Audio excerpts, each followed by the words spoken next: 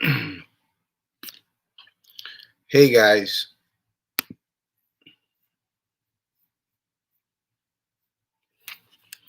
Okay. You guys hear me? Give me a signal.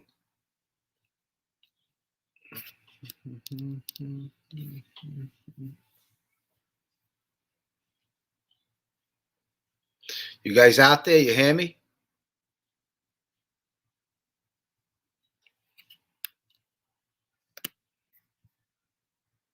Okay, beautiful. Thank you. I appreciate that. Thanks for coming. I appreciate all you guys coming. Check me out. I want to give a thanks to Pazzo, Live and Let Live, Boston J, all the people who support me. I really appreciate it very much. I know I got a lot of haters out there, and they need to look in the mirror. That's for sure. Well, today I want to talk about obviously the life growing up, my neighborhood, the characters in my neighborhood. And I look back on my life and I remember a couple brothers who were murdered. For example, you had Pat and Albie. They were two brothers that were murdered. You have the Carini brothers from 18th Avenue. They were murdered. You have the twins from Avenue U. They were a bunch of young kids. And you also have the Idell brothers, Jimmy Idell and Frankie Idell. Now, Jimmy Idell is the one who shot Gas Pipe. So, throughout the neighborhood, you have all these characters, and all the neighborhood produces is these guys that want to be involved in the mob. It's a sad life, it's a sad ending. It's either prison, death, or jail, as we all know. So let me start with this story with Gas Pipe. I wanted to tell you this story the other day. I really didn't have no time. I was working and I wanted to come on. The reason why Gas Pipe was shot. Now, Gas Pipe was the underboss of the Lucchese crime family. This is about 1985. Gas Pipe arranges a meeting with Big Paul Castellano for a sit down. He asks Big Paul, "Can I sit down with you? I have something that's very important you'd be interested in hearing." Now, Big Paul gives him the meeting. At that meeting, Gas Pipe tells Big Paul Castellano that Angelo Ruggiero is a rat. Now, him and Angelo Ruggiero have some bad blood from back in the day. They don't like each other. Angelo Ruggiero is a tight friend of John Gotti. And after Paul Castellano hears this, he puts out a big meeting as far as he starts a big investigation of why Gas Pipe is calling Angelo Ruggiero a rat. Now, he calls in Angelo Ruggiero. There's some tapes going on. Angelo Ruggiero likes to talk. He's always on the phone. And Big Paul calls Angelo Ruggiero in. When he calls him in, he explains to Angelo that Gas Pipe is calling him a rat. Angelo asks Big Paul Castellano permission to go kill Gas Pipe. Big Paul tells Angelo, "No, you can't kill him." So that goes on.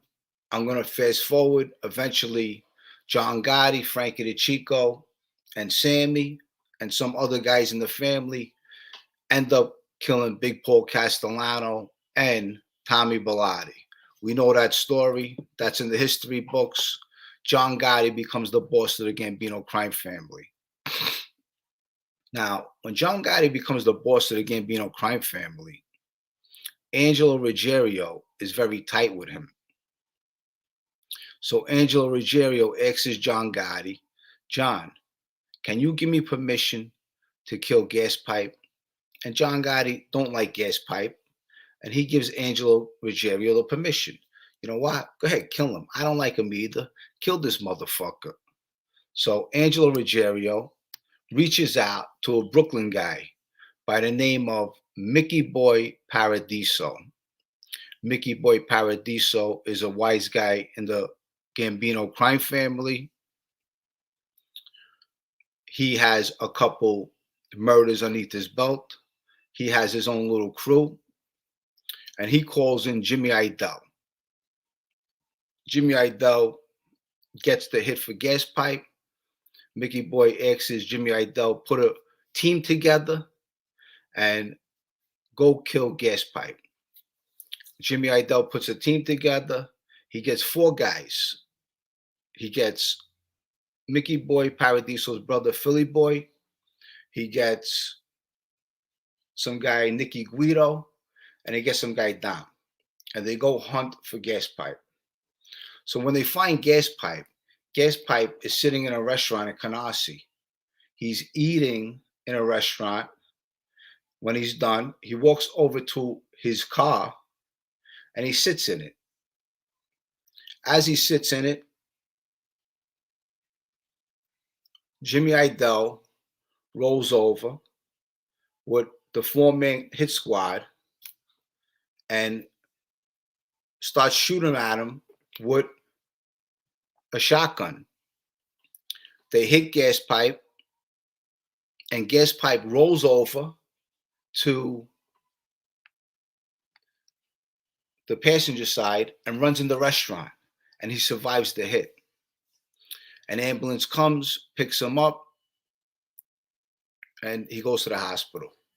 After that, Jimmy Idell and his crew, they split up. They go their separate ways. Jimmy Idell runs home. As he runs home in the house, his sister Lizzie is sitting on the sofa with a guy by the name of Frankie Saponaro. Frankie Saponaro is a neighborhood guy from the neighborhood. His father is Joe Saponaro. Joe Saponaro is a knock-around guy, and he's very friendly with Gregory Scarpa. So when Jimmy Idell runs in the house, out of frustration and adrenaline, he says, I just shot Gas Pipe. I just shot Gas Pipe. So he just told his sister Lizzie and the guy Frankie Saponaro that he shot Gas Pipe. Now, this was supposed to be a big secret. And obviously, it's not a secret no more because of the mouth. So the mouth is the worst thing we have, is the tongue. And Frankie Saponaro leaves the house. He ends up telling his father that Jimmy Idell shot Gas Pipe, and Joe Saponaro ends up telling Greg Scarpa. Now, the secret is no more. The secret is out there. Okay. When Gas Pipe got shot, the car he was sitting in was registered to a guy by the name of Burt Kaplan. Now, I did a video on Burt Kaplan a couple of weeks ago. Burt Kaplan ended up owning a garage in my neighborhood. In that garage, he used to sell swag. Burt Kaplan was an old-time Jewish mobster. When I used to see him, he always used to have slacks on. He was always sharp looking. You know he was connected, always had a gold watch on, and he spoke very wisely, and you knew he was connected to somebody.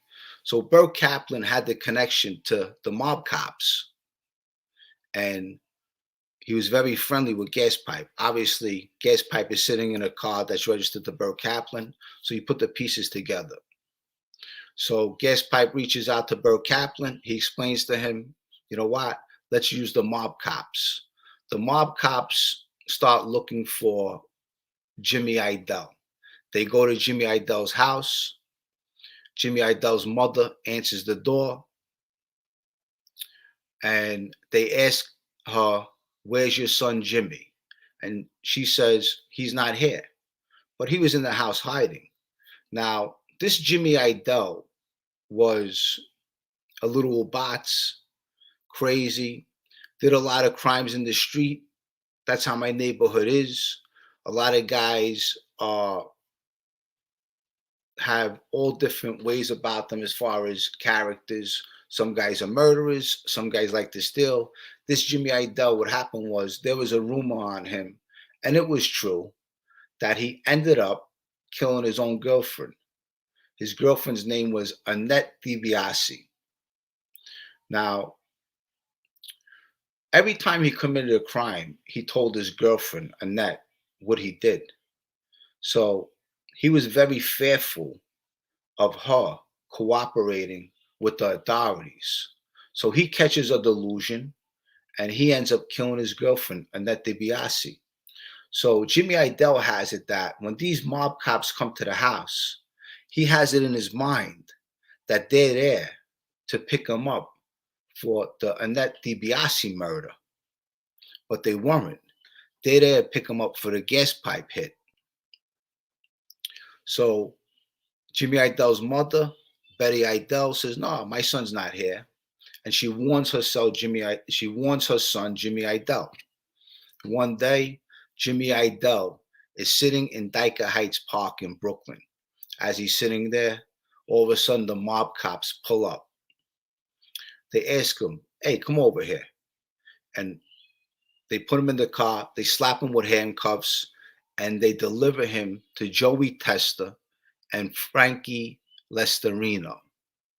Now, once they deliver him to Joey Testa, Frankie Lestarino, they put him in the trunk and drive him to Gas Pipe. They drive him to Gas Pipe and they put him in a basement. When they put him in the basement, they tie him to a chair and they torture him. Now, they stab him, they shoot him, and eventually he gives up everybody who was involved in this conspiracy to kill him. He gives up Mickey Boy. He gives up his friends in the car. I mean, the guy's being tortured. I mean, really, he's begging Gas Pipe to kill him. The guy just wants to die. And Gas Pipe kills him after he gets all the information of who was involved in the hit. And Frankie Lestarino and Joey Testa go bury him. They get rid of the body.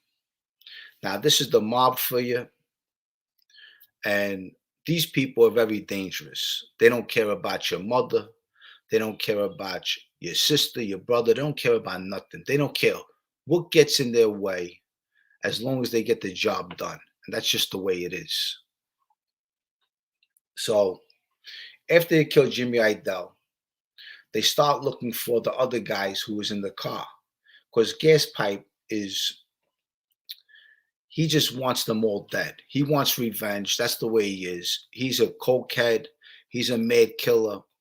And he wants revenge. At this time, he wants Mickey Boy Paradiso dead. Mickey Boy Paradiso ends up getting picked up for a homicide, a murder. So Mickey Boy goes away. So he can't kill Mickey Boy. He tries to kill Mickey Boy while Mickey Boy's in jail, but he can't get to him. The mob cops go into their computers. They search for the name Nicky Guido. Now, there's a Nicky Guido that was in the car when they hit Gas Pipe. So they find the Nicky Guido in their system, in their database, and they give Joey Testa and another guy the address. This is around Christmas time, and Joey Testa goes to the address. When they go to the address, they see this guy, Nicky Guido, outside putting up decorations.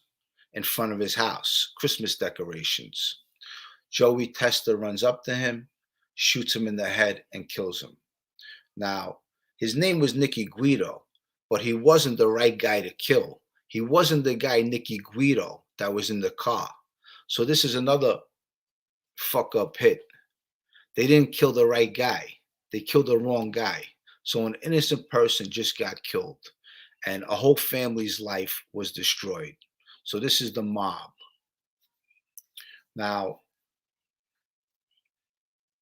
I tell you this story to give you a little eyesight, because people say, you could kill your best friend, you could kill innocent people, but you can't rat. Everyone has their own reason to cooperate and to get out of that life. Me, I had my reasons, and I'm glad I did it. It was one of the best moves I ever did in my lifetime.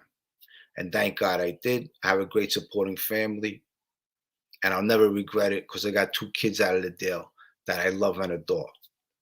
But I want to tell you this story because it's very fascinating to me, and I know you probably read about it before. You probably got different details, but I did a little research and I spoke to someone and they gave me the background of why Gas Pipe was shot at and they wanted to kill him.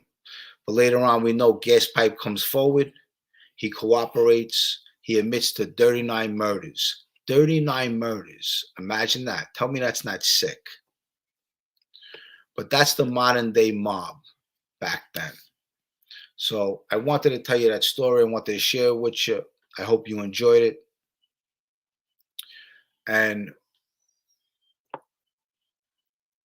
now, a lot of guys in my neighborhood always wanted to be gangsters. And you know what? I was one of them. I looked up to these guys as a kid, and I was a product of my environment. I could look back and mention dozens and dozens of guys who cooperated with the government. And a lot of them took oaths and cooperated. I never took an oath. So that's something I'm very proud of, because when you take an oath, what you're doing is you're carved in concrete with this mob stuff. You're giving your life to these people. I never gave my life to these people. Growing up when I was a kid, my mother always told me, Jimmy, you can't serve 2 gods, meaning you can't serve the guys in the neighborhood and you can't serve the Lord up above. And that's the truth. My mother was a very religious woman and she gave me a lot of good ways as a kid, a lot of wise words, and I always remembered them.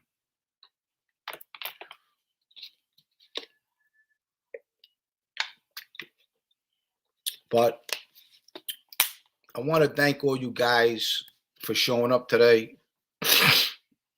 Now, what I want to do is I want all of you people to interact with me. So I'm learning how to throw a link into the chat room. And if anybody would like, you could come in and you can talk to me. We can have a discussion, a conversation. This is something that I see Fatball Sicilian do. I see Stacks do. And I want to continue to do this too, because the people who subscribe to me and follow me, I want to interact with you guys.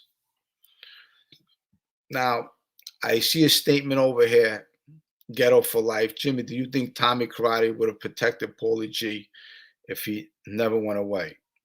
Well, I think if Tommy Karate never went away, I think Paulie G would be alive today for sure, because I don't think Paulie G would have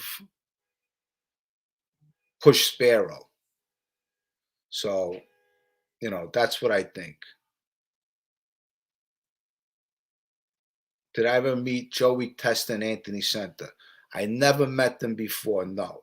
They might have came to the club while I was in there, but as far as shaking their hand, I never met them. No.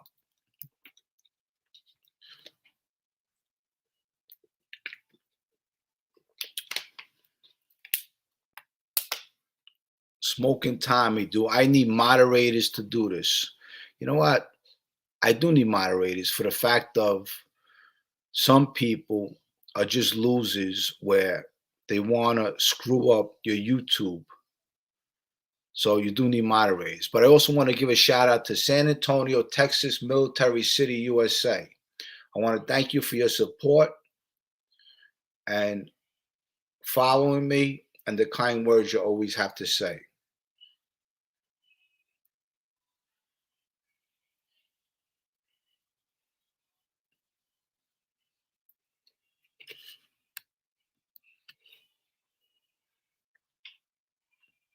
Yeah, Pazzo, you're right. No matter what, after Paulie G pushed Sparrow, he was gone. Tommy K wouldn't have saved him. But Tommy K would have killed him. But the thing is, what I'm saying is that if Tommy Karate was around, Paulie G might have not pushed Sparrow. But you know what? That's destiny. Paulie G's gone, unfortunately. I wish he was here. But it's funny because if you look at it, Paulie G was killed by one of his friends. So this is another part of this life. So he opened up a door to someone he trusted. So in that life, eventually, you have to trust somebody that you're close to. And that person is the person that's going to kill you. It's just the way it is. Let's see, I'm just fixing this.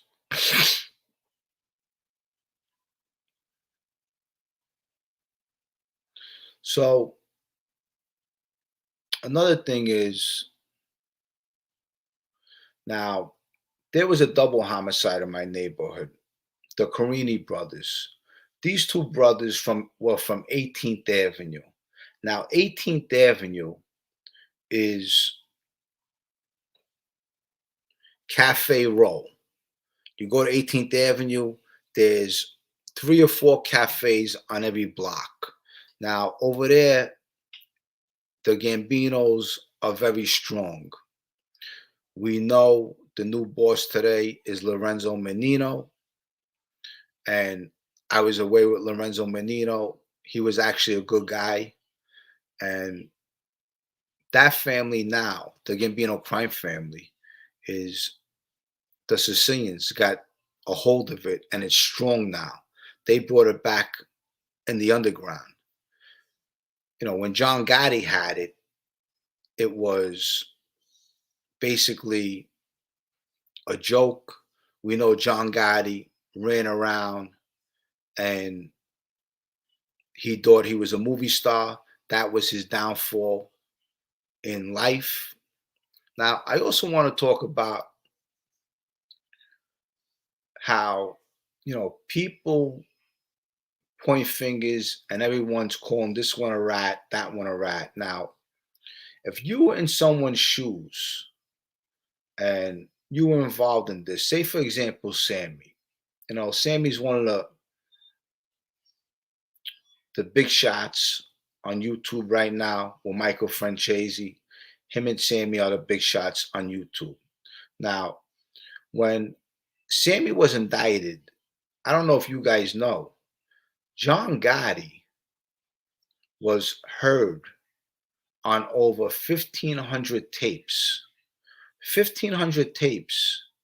And Sammy the Bull is not on one of them. So when something like that happens and you got picked up with someone that you trust, and eventually, you know what? Your life is getting ready to be destroyed. It's either you're going to be someone's puppet and they're going to pull the strings on you, or you're going to make your own move. And you know what? Get the fuck away from them, because you don't know who's going to be in that chair, meaning cooperating when you get picked up. So you can't point the finger at people. Some people are bad in their own way, but like I said, there's a beginning, there's an end. There's a time to leave this life, and guys who want to spend the rest of their lives in prison and stand up, God bless you. You're a better man than me. But I had my own personal reasons for doing what I did. And I felt when I did, I really didn't hurt nobody. You know, I stood up, I did 6 years in prison, kept my mouth shut. I hit the street, and 11 months later, guys are rolling on me. So you got to put yourself in someone else's shoes sometimes. And for you to talk on anybody and you don't know them, shame on you. Because that's some hypocrite shit right there.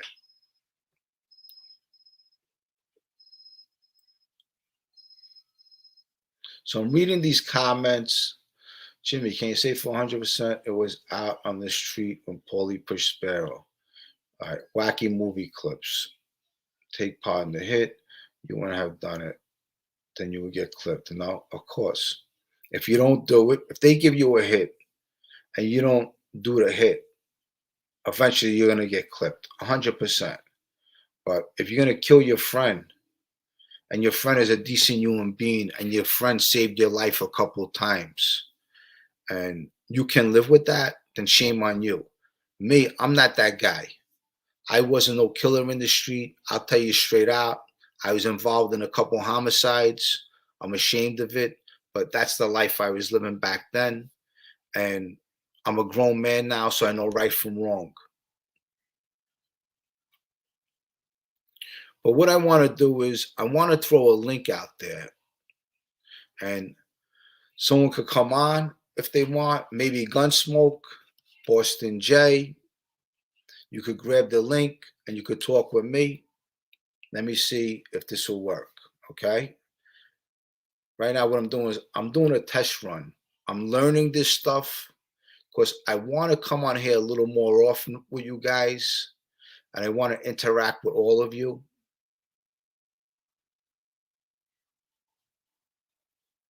Peter Miller. What's up, Peter? How's everything?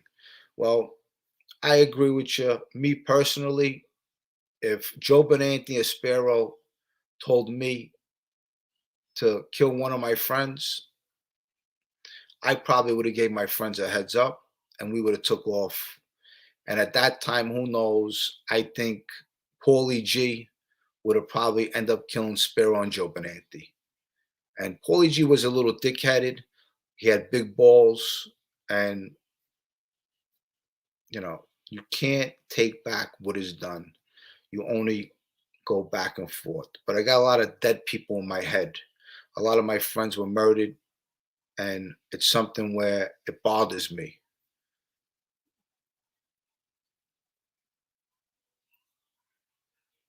Jimmy Calandra, a Batavian story. Did you know Ronald Messi Marvin Moran? Ronald Messi Marvin Moran, he lived on Bath Avenue and 16th Avenue. He is the guy who shot Gregory Scarp in the eye. The kid was a stand-up kid. He ended up cooperating later on too. Look, there's a lot of cooperators throughout all this mob shit. The kid never took an oath. He shot Gregory Scarp in the eye. The kid had big balls, and he took care of his business. So I'm sure he's still a tough kid. I mean, you can't judge people. And then you know what? You know what else I notice? I look at these guys, and these guys who want to be self-righteous and talk about guys who cooperate. And what they do is they say, I go to church every day, or I go to church every Sunday. And you know what? But what you're doing is you're judging people. I noticed that about people who go to church. They like to judge people.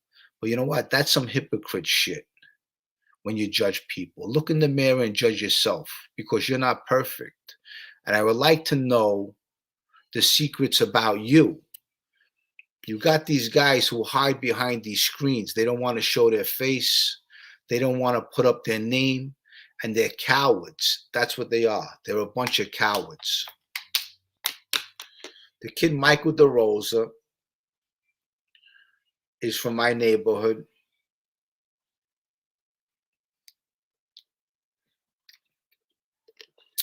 Gregory Scarpa ends up shooting him a couple times. And then Messy Marvin shoots back at Gregory Scarpa. I actually remember that whole day. I was on Bath Avenue, and me and Paulie G was talking about that when that happened. And that's one thing about the mob. You know, I'm never ever going to glorify the mob. The mob is a bunch of scumbags, snakes, rats, cats, and dogs. And when I say cats, that means some of the cats, some of them are good people, but the rest of them are snakes, rats, and dogs. So when I say snakes, rats, cats, and dogs, when I say cats, that means some of them were good and the rest were probably snakes, some of them were rats, and some of them were dogs. So that's the reason why I put that up there.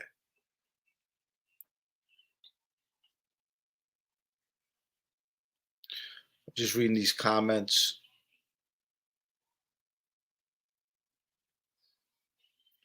Yeah, Pazzo, DeRosa. DeRosa, you know, listen, DeRosa was at my house a couple times growing up. I was at his house. The kid wasn't a bad kid. He did a lot of talking. You know, that night when he met Gregory Scarpa gave him a hug and a kiss. And Gregory Scarpa told him, okay, get out of here. And he turned around, walked away, and Gregory Scarpa started shooting at him. He hit him like 3-4 times. Thank God the kid's still alive, because Gregory Scarpa kill you in a minute. And the kid Messy Marvin started shooting back. And the kid Messy Marvin, you got to give him credit. He has big balls. Gregory Scarpa was a captain in the Colombo crime family, and Messy Marvin shot back at him, and he lived. So you got to give the guy credit. And no one was gonna help Gregory Scarpa. There was no Larry Mezza. There was no one coming after Messy Marvin or Mike DeRosa. They weren't worried about that. So, you know, the streets are a lot different. You know, you could come on YouTube and talk your little bullshit, but the streets are a lot different. You know, when you fight back these guys, that's the only thing they understand is fair. You have to fight back to them. If you let them get away with something, then they're going to continue to do what they do. When you stop them and you stand up to them, then they're going to say, wow, you know what? You're pushing them back and say, wow, we can't fuck with this guy. You know? So it's always good to, you know, carry a machine gun.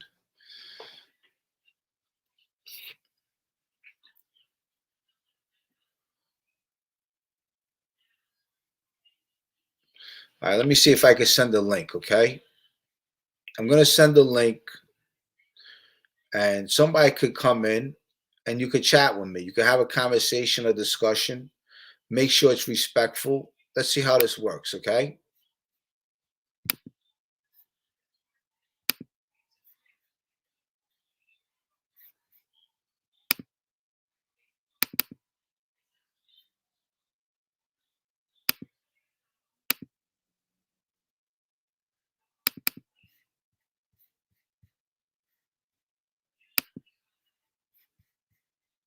Hold up, guys. Let me see if I can do this.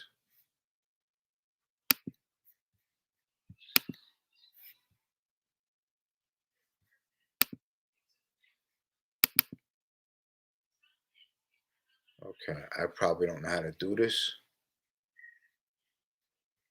So I'm going to try one more time.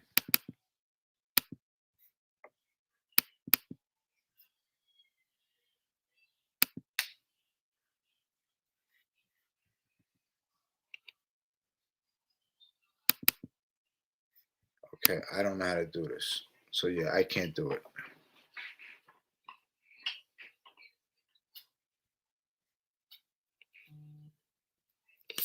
So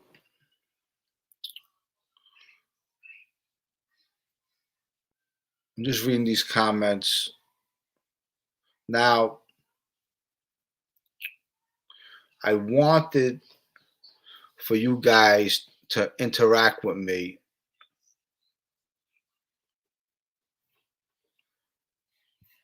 What's up, Pazzo?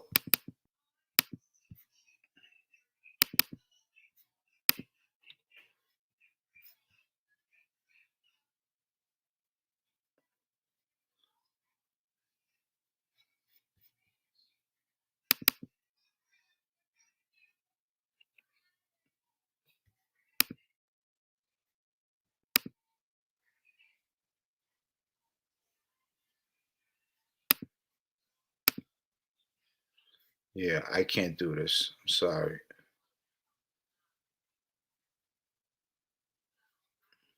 So let's talk about the Beth Avenue crew growing up. Now, growing up, before we even formed the Beth Avenue crew, before I even got a number on my leg, I was a young kid.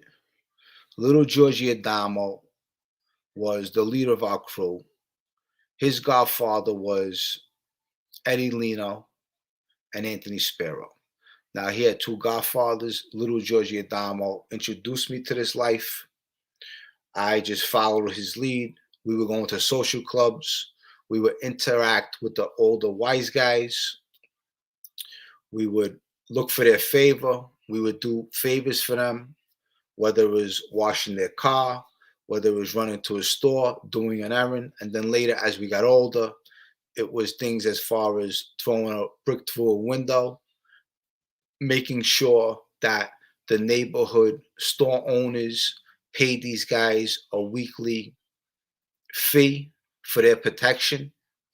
And then it went to other things. So this is how you come up. You come up committing these small crimes leading up to bigger crimes, and then eventually you're leading up to being involved in a murder. That's how the mob works. And what they're doing is, in the course of that, that you're learning things of who is who, what position they have, what family they're in, who's a wise guy, and you learn this as you get older. Now, Stacks, I see you in the chat room. How do I get into this? How do I do this as far as what throwing a link out there? I want to interact with the people in the chat room. I want to bring them on. No, I don't have my number 2 tattoo. I actually had it covered up.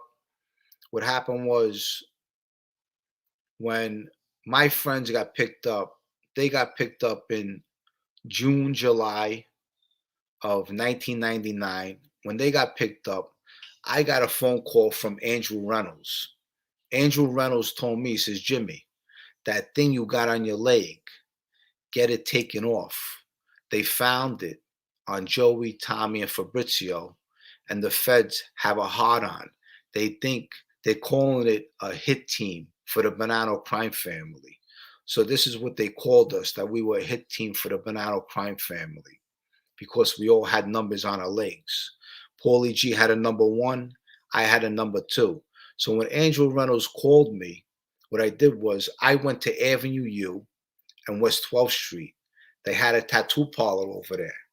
At that tattoo parlor, I made one of the tattoo guys cover up my number tattoo and put a little scorpion over it, because I was born in November. So he put a little scorpion over it. So when they picked me up, I got picked up October 14th of 99. They were looking for my tattoo, but I covered it up so they couldn't find it. So I was trying to be a step ahead of them when they were going to come get me.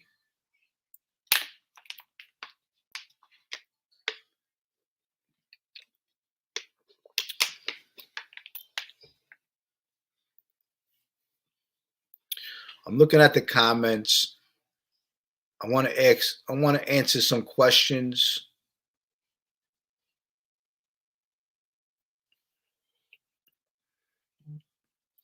Yeah, Christian C Block. That's what they were calling us, a hit squad, because we all had tattoos on our legs. Now, when I got picked up with my friends,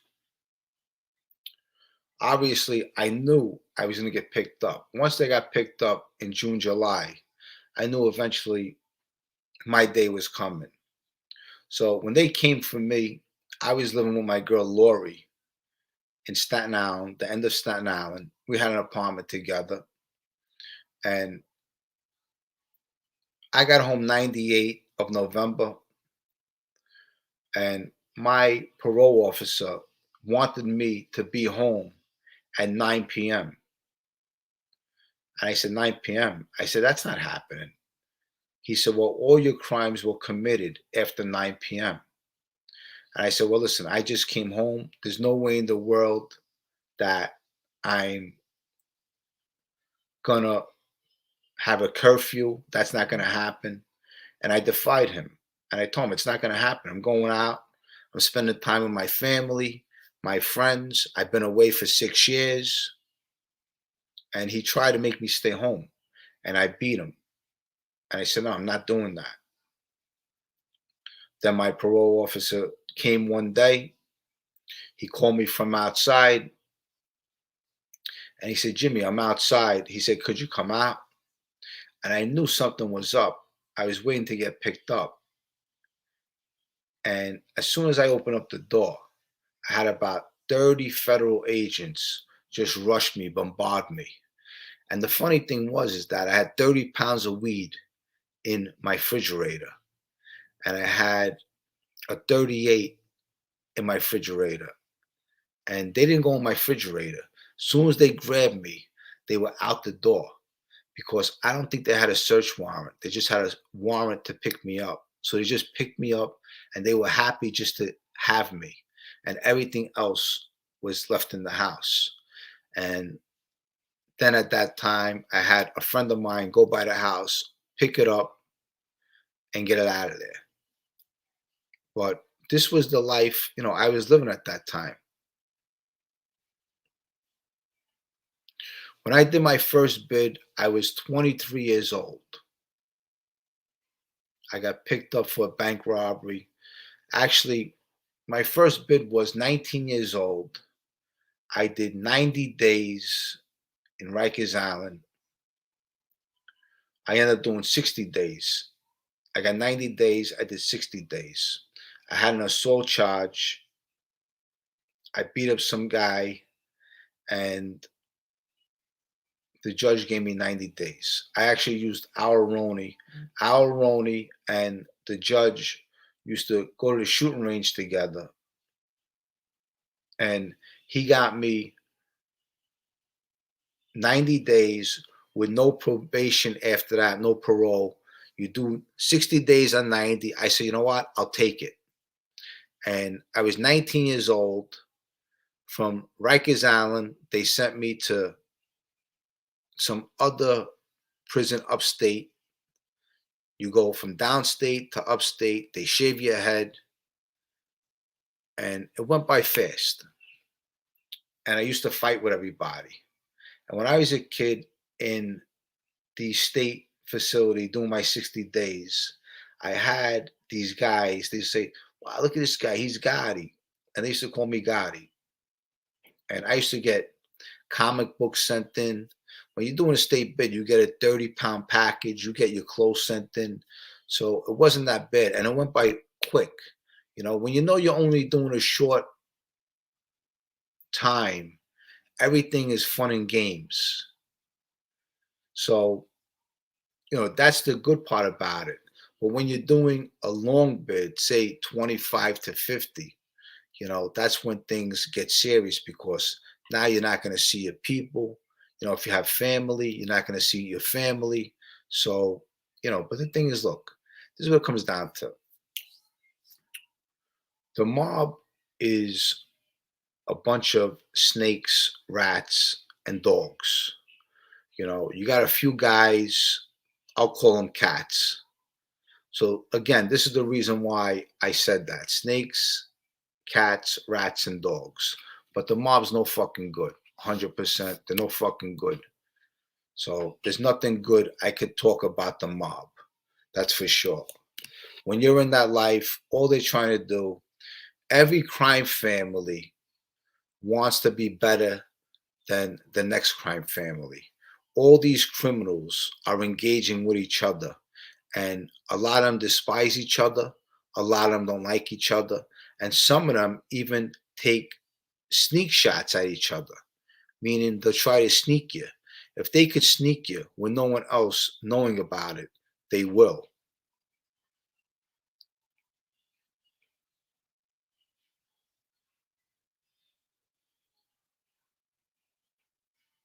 Well,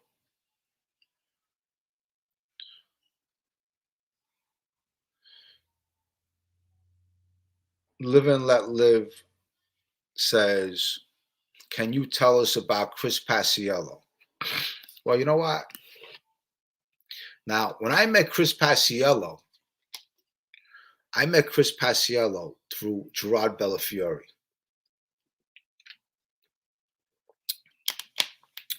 Chris Paciello and we actually got along. We liked each other.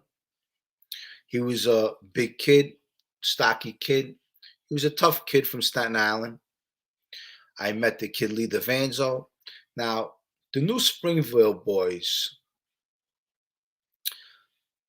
my ex-girlfriend Lori had a cousin in Staten Island.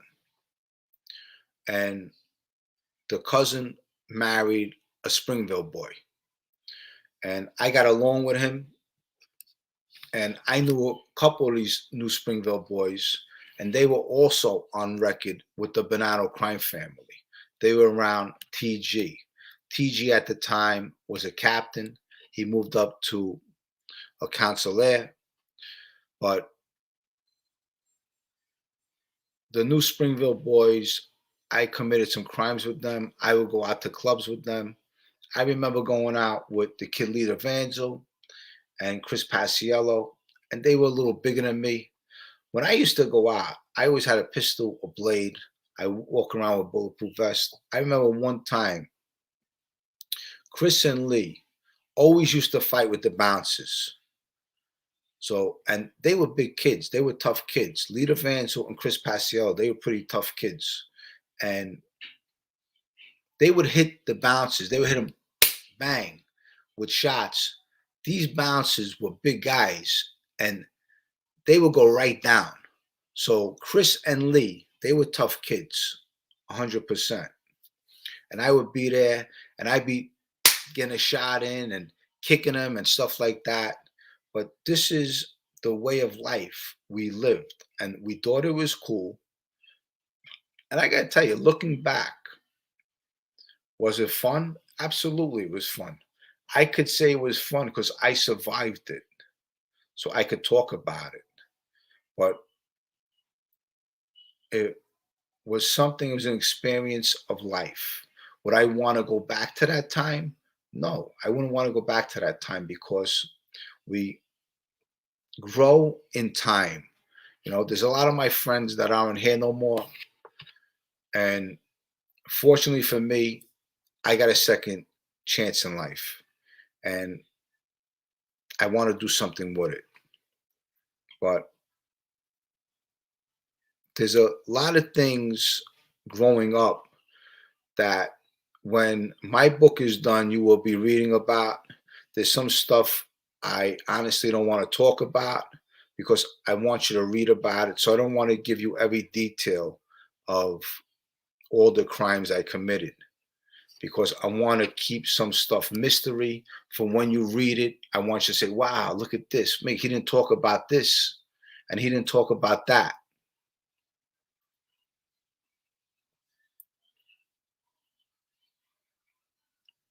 I'm reading the comments. No, my father was not in the life. My father worked the same job for 35 years. John Epi. Jimmy, can associates leave the mob life without a problem? Some of them can. They can walk away. Absolutely. If you're not involved in a murder and you're not really that deep into the mob, you can walk away 100%. But once you take an oath, there ain't no walking away. No way in the world is walking away.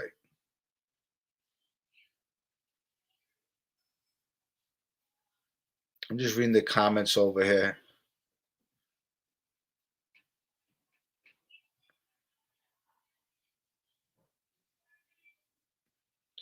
Did I know any made guys from Massachusetts? Well, I did time with a couple made guys. Not sure if you know Vinny Ferrara, the animal. I was away with him. I was away with Junior Pangaro. I was very friendly with these guys. I was away with Kevin Weeks. He wasn't a wise guy, but he was about something in the street. But talking about Boston guys, when I did time with the Boston guys, a lot of these Boston guys, whether they like to do drugs, whether they like to rob banks, I can say this much about them. They were all tough guys, 100%. I never met one Boston guy that was a coward. They were all tough guys. Every fucking one of them I met was nuts. There's one guy I was with in Lewisburg Penitentiary. His name was George Whaling, I think his name was. And this guy was a maniac. I mean, I saw this guy stab people up and they would put him in the hole and he gets shipped out. But a lot of them were tough guys, the Boston guys. Pat Nee, I was away with Pat Nee. Pat Nee was a gentleman.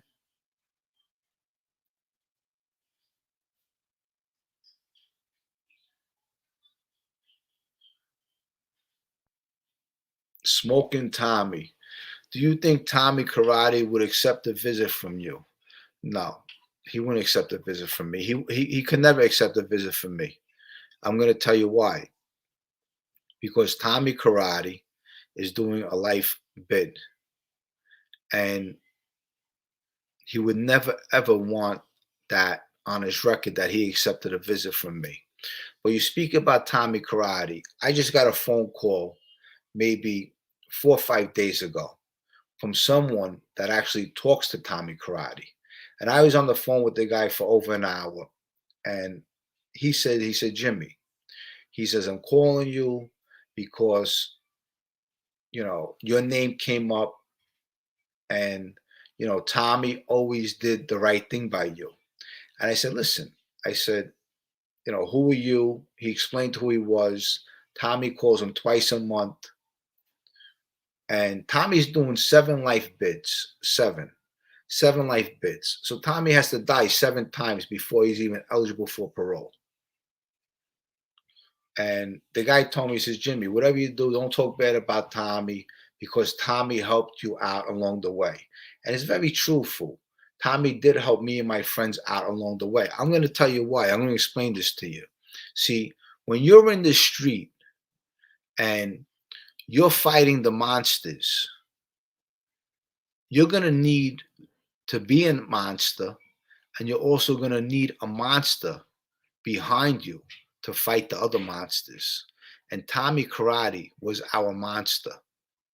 And you can't have no better monster than a guy like him.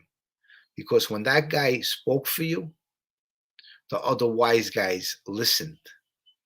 And that's one thing about that life. The only thing other men fear is a guy that's going to kill him and put fear into him. And that's the truth. That's the only thing people fear is fear itself. So in that life, you have to have someone behind you that people fear. Because some guys in that life, they get a button, but they never did anything before. Nobody fears them. That means wise guys, I know. I had one time, I was speaking to Andrew Reynolds before we got picked up. And Andrew, and I mentioned Manny Madonna's name to Andrew Reynolds. I said, listen, you know what? Let me call Manny Madonna and I'll reach out to you and we can have a sit down and talk about this. So Andrew Reynolds tells me, he says, Jimmy, fuck Manny Madonna. This is what he tells me. Now, I didn't tell this to Manny Madonna because I didn't want to start, you know, some kind of war like that. Manny Madonna had an ego. Great guy. I love Manny Madonna. And he treated me like a son. And I met a lot of guys when I was home for the 11 months. I used to go to the Big Geyser in Williamsburg and Greenpoint maybe 3 times a week. And Jackie the Nose was there. Michael Meldish was there. And I met these guys. And when I used to meet them, I would talk to them and say, oh, wow, you know what? Nice to meet you, so and so. I was very down to earth, a little charisma, outgoing. And when I saw them, I was happy to see them. You know, and we would sit down, we would have lunch. So, you know, looking back, there was good times I spent with these guys. But Manny Madonna was a special guy because when I got picked up at the age of 23 years old, Oscar the Caesarean reached out to Maddie and Herbie and said, listen, this young kid, Jimmy Calandra, is on his way to Lewisburg.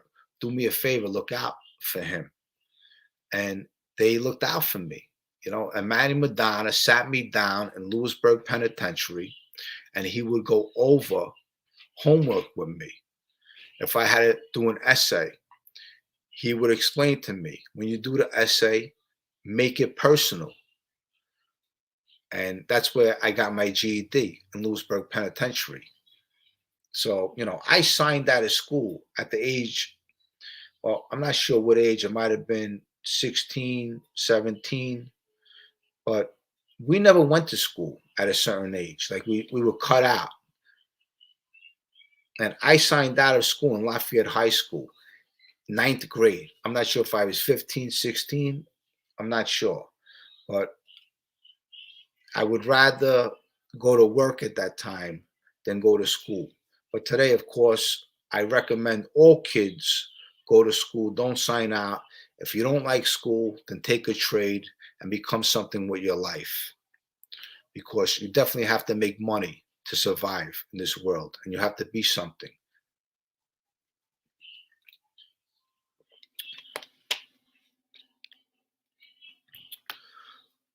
One guy says, do I think I would ever do an interview with Paulie G's sister or any family members like Chestnut family? Well, you know what? I would love to do an interview with them. I'll tell you the truth. I would also love to do an interview with anyone from the old neighborhood. If anyone's out there listening, if you would like to do an interview, if you know me from the old neighborhood, and I know there's still a lot of people out there in the old neighborhood, you could reach out to me and I'll give you the platform to do an interview. I just ask you to speak the truth. Don't lie. You know, now when I was a kid on Bath Avenue, growing up on the avenue, I was always a respectful kid and I was respectful to everybody. I treated the bum on the street the same way I would treat the CEO. And that's how I was. If someone needed help, someone needed a hand, I helped them and gave them a hand. If someone needed money, I would go in my pocket and give them money. If someone needed to be bailed out, I would build them out. That's just the way I was. At a certain age, when I was a kid, my mother would struggle sometimes. This is the reason why I got into this life, was to help my mother pay some bills.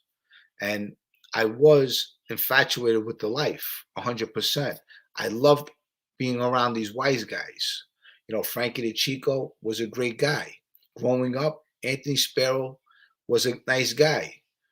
And then as you go older and older and you climb up the ladder, now, for example, the kid Vincent Bickelman, okay? Sparrow reaches out with Joe Benanti. The kid Vincent Bickelman robs Anthony Sparrow's daughter's house, Jill, and who gets the hit? We do, the Beth Avenue crew. And of course, we want to kill the kid Vincent Bickelman because we want to make our bones. Who kills him? Paulie G. He sees him one night, runs up to him, kills him. But this is a part of the street and the life. Would anybody else do that? No, because a lot of people aren't fit like that to pull a trigger and kill somebody. And when Paulie G killed that kid got killed right on the corner of the 6-2 precinct. That's how much balls Paulie G had. Right on the 6-2 precinct on the corner. That's where he killed that kid. And a lot of people wouldn't do that.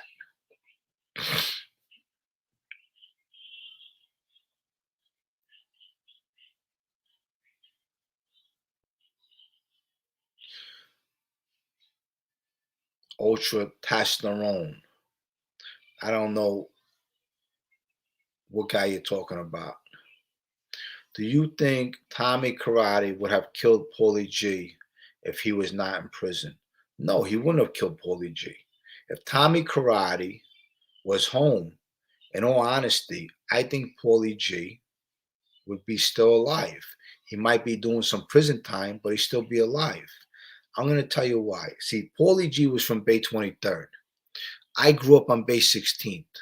On my corner was Sparrow's Club, Frankie DeChico's club. We had 4 clubs on the block. Georgie Chico, you walk up the street, then you got his club. Paulie G was from Bay 23rd. If Paulie G would have stayed on Bay 23rd and he don't end up with Sparrow, Joe Benanti down in our way, Paulie G's still alive. If he would have ended up with Frankie Sharp, Paulie G would have still been alive. That was the downfall, Paulie G. Live and Let Live mentions Angelo Defendis. Angelo Defendis was a great guy. He was in the Lucchese crime family, a wise guy in the Lucchese crime family. That's another story. Look at Angelo Defendis. This is a wise guy in the Lucchese crime family. And someone ends up killing his son. When they kill his son, a couple other guys in the Lucchese crime family ends up killing the guy who kills his son. But the thing is, think about that. You're a wise guy, and your son just got killed. Now, being a wise guy does not protect you. What it does is it gives you a badge to start your own crew and for people to respect you. It don't protect you being a wise guy. It protects you with the other wise guys, but anybody can get you on the sneak. So if someone wants you dead, anyone can make a sneak move and kill you because you got a lot of cowards out there like that. And that's what these guys do. I know an incident where some kid was on the phone. He was a Bay Parkway kid. And the kid, Benny Giarratano, runs up to him and kills him. Now, the kid Benny Giarratano goes to trial. He ends up beating the murder. But these are the things. That was a sneak. Benny Giarratano jumps out of the car and he kills this kid. I forgot the kid's name. He was close with Anthony Basili. Anthony Basili is another kid who cooperated, was around the Bonanno crime family. Wasn't a made guy, but he ended up doing 5 years. While he was in prison, gets re-indicted for a couple murders, and now he's looking at life in jail. So he cooperated too. But there's a lot of stories like this,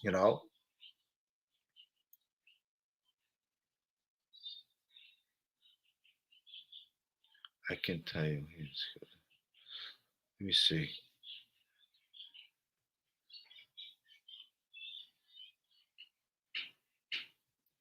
Turn the TV down in the background, please.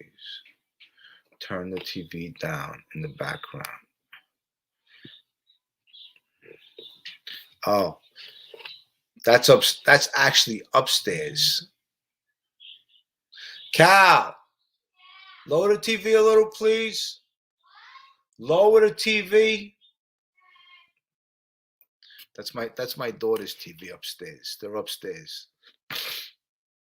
Okay. How's that better?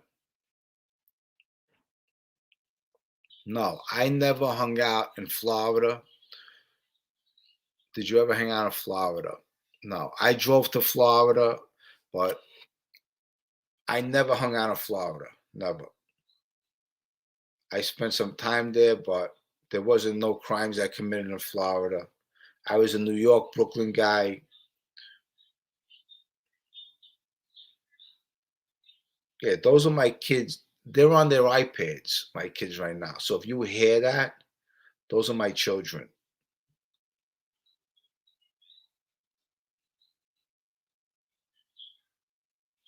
Christopher Toro.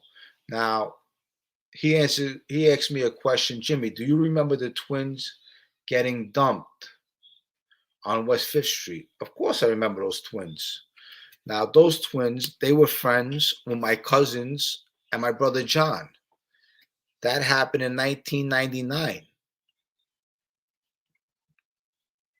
That happened. These two twins, they were from Avenue U and West 11th Street, and they were wild kids. These are two kids that wouldn't listen. They end up killing both of them. Till this day, those two murders are unsolved. I don't know who killed them. I was away when this happened, but they left these twins somewhere on Highland Avenue, and they left them back to back in two different cars. But they were young kids, maybe 20 years old. They wouldn't listen, and they killed both of them. But this is how the neighborhoods are. My neighborhood was one of the most vicious neighborhoods. If you didn't listen and you didn't respect people, eventually you would get killed.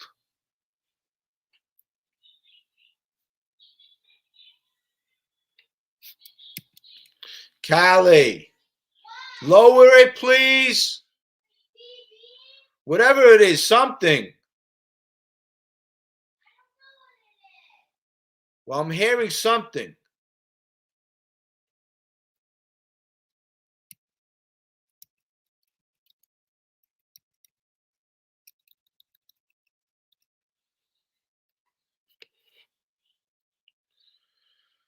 All right, Mickey, I got 92.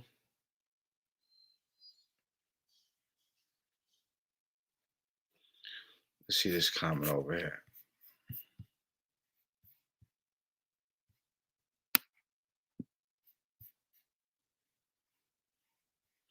Now, someone just made a comment.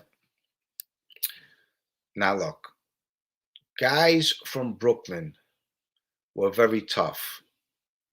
Okay. I'm not saying that because I was from Brooklyn. Now, you had the Wimpy Boys on 13th Avenue. You had the Deja Vu Club between Bay 17th and Bed. You had a lot of characters in that club. You had Satch. Satch was a big guy. He would kill you in a minute. And my neighbor was very devious, very vicious. Guys were vicious, man. They really were.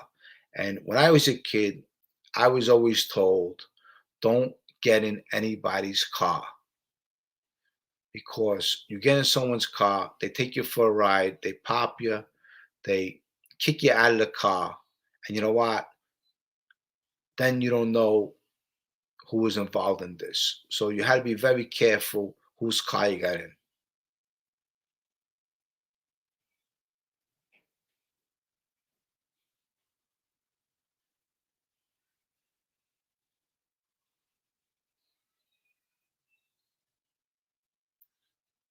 Ultra testosterone. He's talking about South Shore, Staten Island was filled with gangsters, bro. Yeah, you know what? These gangsters were a lot different from the gangsters I know from growing up. You know, the end of Staten Island on Page Avenue, you have a lot of gangsters out there, but they're not like the guys I grew up with. The guys I grew up around, they were more killers. Today it's more scheming. Guys are scheming on people today. If you're a wise guy today, you want to make money. It's all about making money. So what do you do? If you know somebody that is an earner or owns a business, you want to rub elbows with him and you want to try to get a couple of dollars from him. Today, the wise guys are more schemers than killers. Don't get me wrong, they'll kill you. But back in the day, there was murders every day. Every single day, there was a murder back in the day. It ain't like that no more.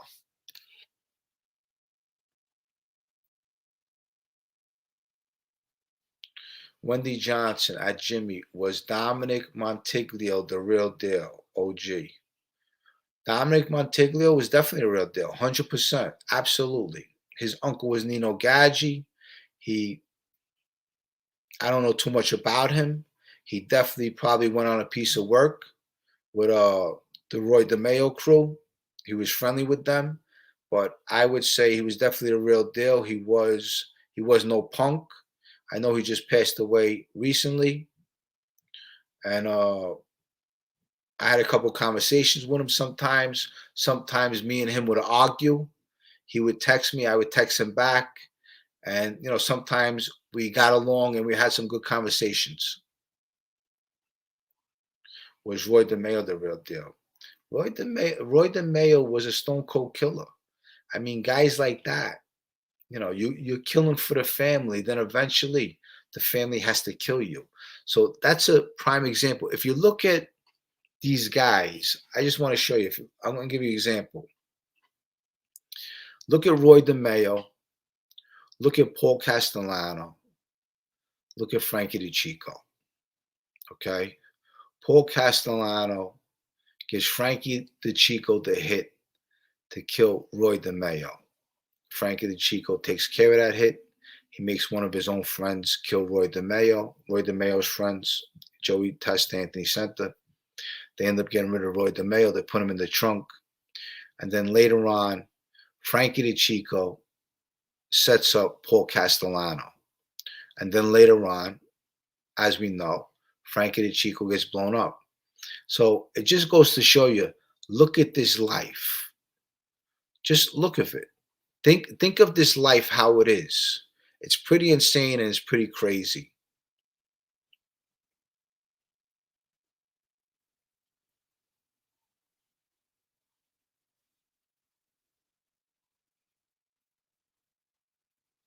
So I got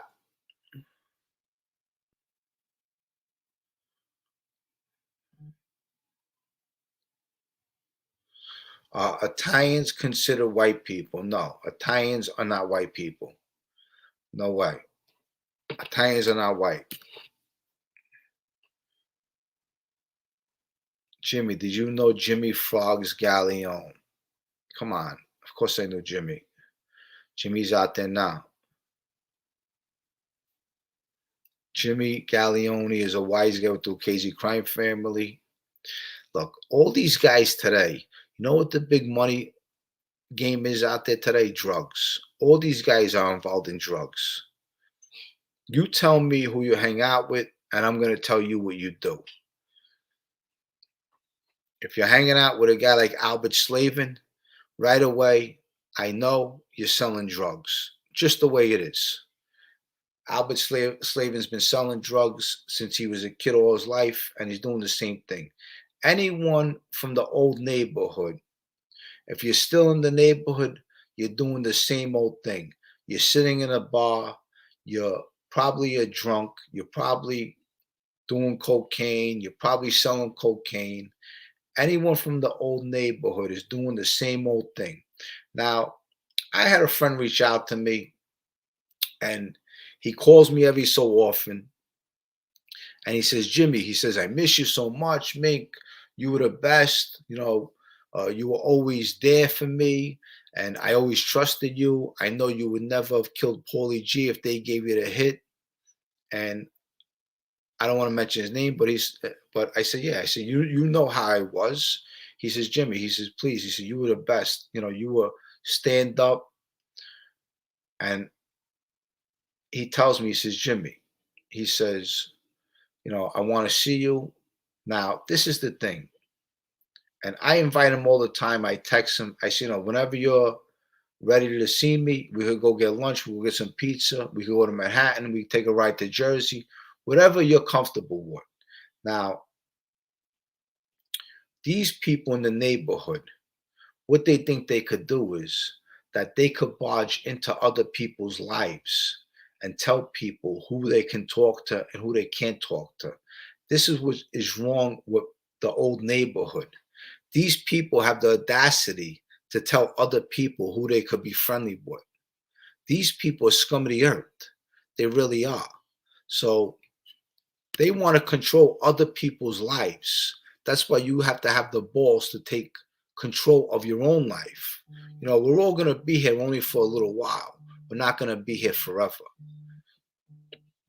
Hey, look. What's up? Nice. Say hi. How are you? All right, listen, I'm on the tube right now. What? I'm on the tube.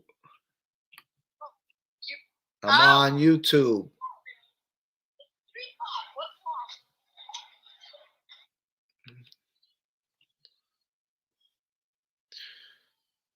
Let's see. Italians are not considered Latino. They're considered darker Europeans. Exactly. Italians are considered European. Yes. Pazzo, what's up, baby? Who was the best guy with his hands? Okay, this is a good question. Who was the best guy with his hands growing up? The best guy with his hands growing up was Paulie G. Now, little Georgie Adamo would, if he grabbed you, he would just drag you all over the place. And I was like that with Georgie. If I grabbed you, I would drag you all over the place. I would hit you. Growing up, I remember when this big kid, we were at the basketball courts, and this big kid came in. He started playing basketball with us, and little Georgie ends up having a fight with him. And he was a really big kid, a lot bigger than us. And what I did was I grabbed a big tree branch, a big one, and I started hitting the kid with it. Bang, bang. And the kid falls to his knees. I hit him again, bang. And I let the kid go. I could have kept on hitting him and put him away, but I let the kid go. So when I let him go, eventually the kid gets back up and he says, put down the tree branch. And I said, no, I'm not going to put down the tree branch. I said, so he wanted to fight me one-on-one, but he was a lot bigger than me. But when I was a kid, my grandfather always told me, he said, do anything to win. He said, if you got to pick up a garbage can and use it and hit him with it, then that's what you do. He said, if you got to grab their balls and rip his balls out, that's what you do. You got to stick your finger in their eyeballs, rip their eyeballs out, that's what you do. If you got to bite them, that's what you do. Anything to win. A win is a win. A street fight is a street fight. There ain't no rules to the street. And that's what my grandfather used to tell me.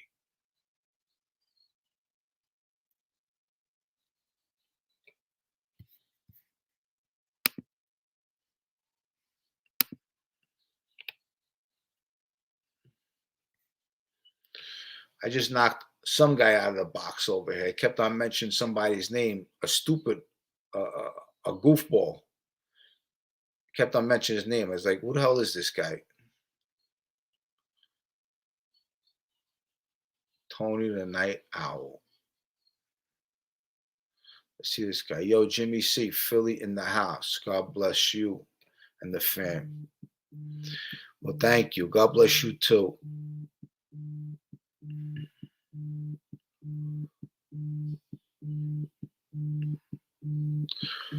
Philadelphia is a tough city, I tell you. I was out in Philadelphia last year with a friend of mine, my friend Chris. But you know what? I also have to give a shout out to Primo Parcell. Now, this guy, Primo Parcell, sent me a little gift bag. Okay, this is the gift bag.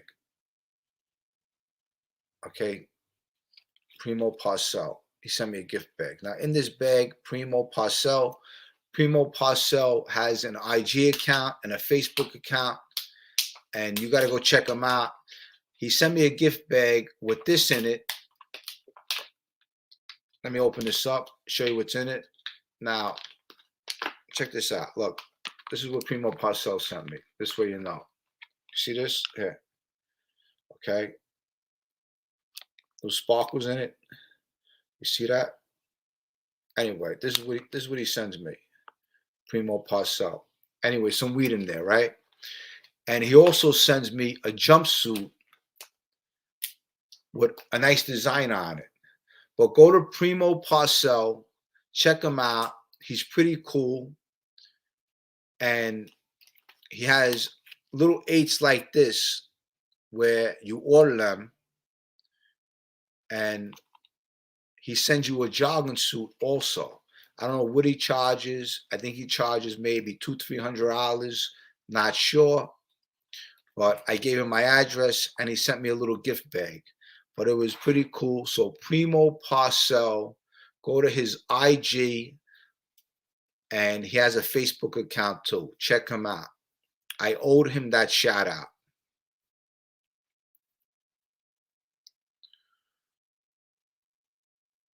No, I did not know Tommy Agro.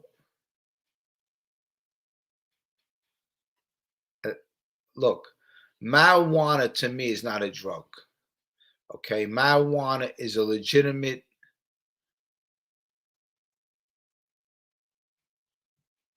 drug where, look, everybody smokes marijuana today. Okay, back in the day, I remember the cops used to arrest people just if you had a joint on them. I thought that was so petty that they would do that. But everybody today smokes weed.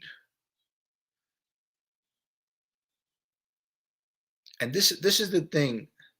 This is the thing, someone just said it. Wow, Jimmy's promoting marijuana. Look, this is me. If this is what I want to do, then you know what? This is what I want to do. I don't want to hear it from you, okay, being self-righteous and telling me what I can do or cannot do. That's the hypocrite bullshit I don't like. Ray the Road Dog, thank you for the $20. I appreciate it. Someone else sent me $5. That was very kind of you. Now, I also want to plug my website. If you can check it out, go to my website. What's up, Damien? How's everything? Check out my website. Go to badbeachstory.com. Now, what you can do is you can pick up a mug, a shirt, a hat. I got my journals on there. If you're interested and you got that kind of money, you can reach out to me and you could buy them off of me.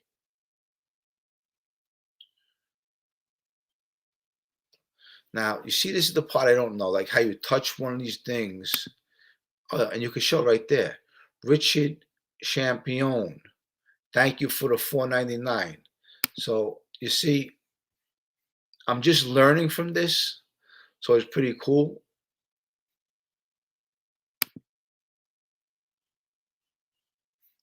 See this one over here.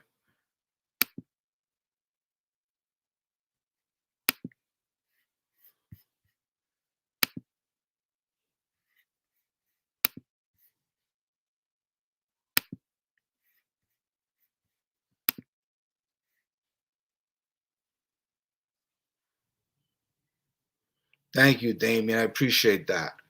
Now, this, I don't even know how to get this off of here now.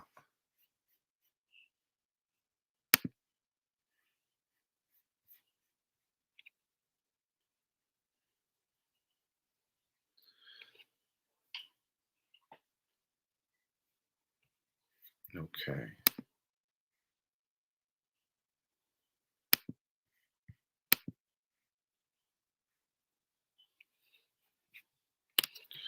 Okay. Hair for you in the chat are smoked. Hair for you in the chat is smoked. You just end up with less weed. Jimmy, do you think you could still have a relationship with Fabrizio? No, I can't have a relationship with Fabrizio no more. Fabrizio is a wise guy in the Banano family now. Let me tell you something about Fabrizio. Now, when I was growing up with Fabrizio, me and Fabrizio, we were kids and we became blood brothers. We each cut our hand and we put it together like that, and you turn it and you put the blood together. Me and Fabrizio did that. But Fabrizio was a good kid growing up. He had a brother Sebastian, a brother Georgie, the mother and father, Tina and Mario. I heard Tina just passed away. My condolences to his family. I lost my mom and dad, and he lost his mom and dad. But it's a sad thing. But I'm going to tell you this, Fabrizio someday, he could be the boss of the Bonanno crime family. Yes, because the bid that he's doing, 35 years, after you do a bid like that, you make a name for yourself.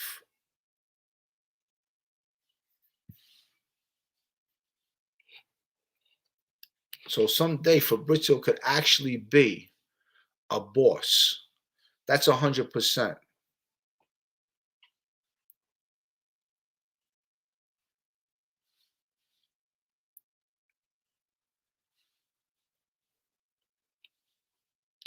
Damian Trites,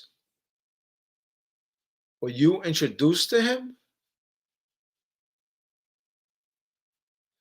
Now, another guy makes a comment over here. Jimmy, if you seen Joey Calco, what would you do? Now, I don't think me and Joey Calco is going to see each other.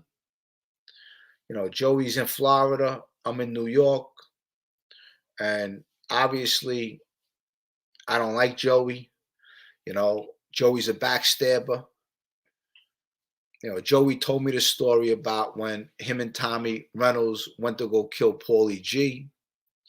Sparrow gave them the hit. And it was supposed to be Tommy Reynolds who pulled the trigger on Paulie G. But it's Tommy Reynolds, Georgie Neck, Georgie Sapola, you're talking about.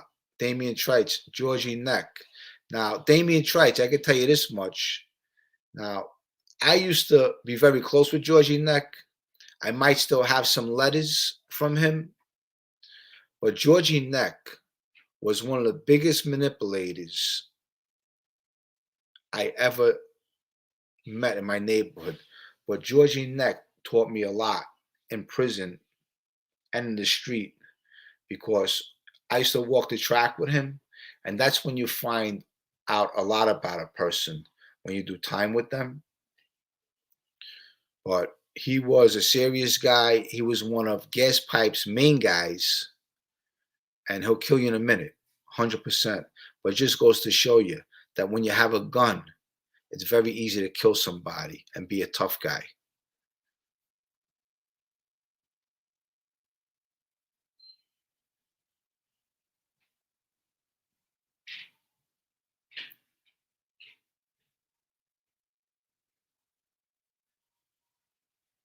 I'm just reading these comments.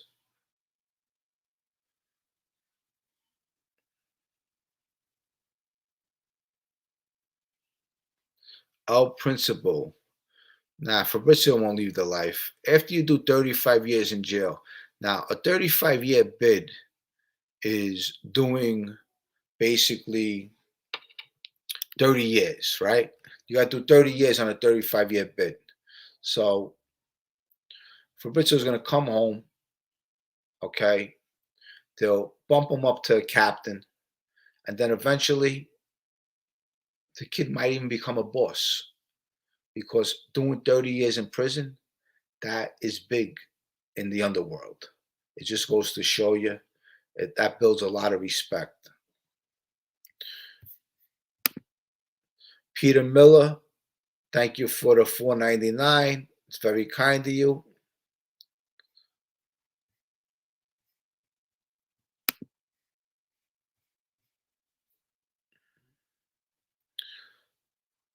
What other questions you got? All right, here's a question the guy asks me. He says, Jimmy, is Gene Gotti retired? Now, Gene Gotti's not retired. No way. Gene Gotti did a 50-year bid. 50 years. On 50 years, he had old law. I think he did 30 years. Now, in all honesty, you do 30 years in prison, you come home. Gene Gotti has a lot of respect. 100%. You can't take that away. A guy who does 30 years in prison, you can't take that away. And when people see him, they respect him.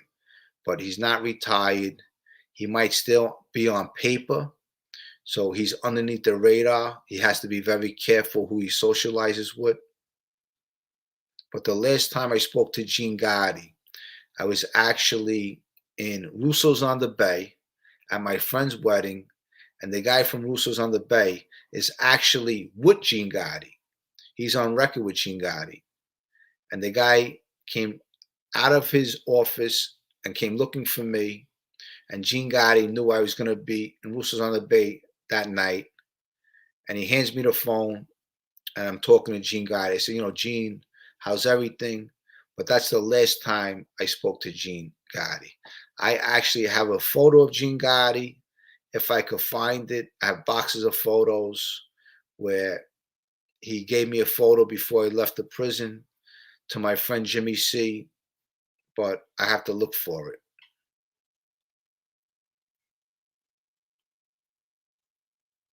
Joey Calco has been released from prison.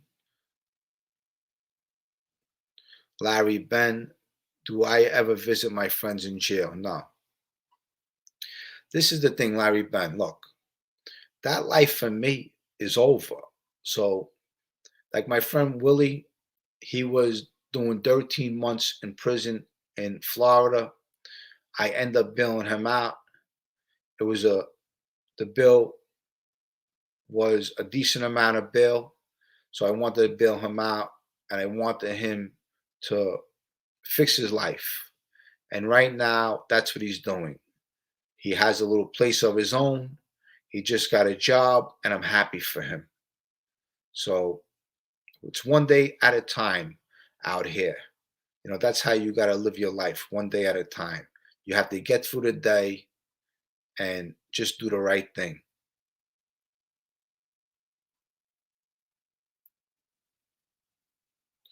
Do you have any direct knowledge of Richie K's The Story Complete crap? No, Richie K, it's all bullshit.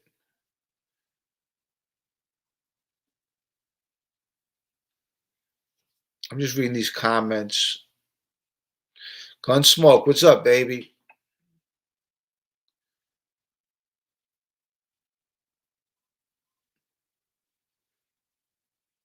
Jimmy, Johnny the Greek from London. Here, I love your old school stories, man.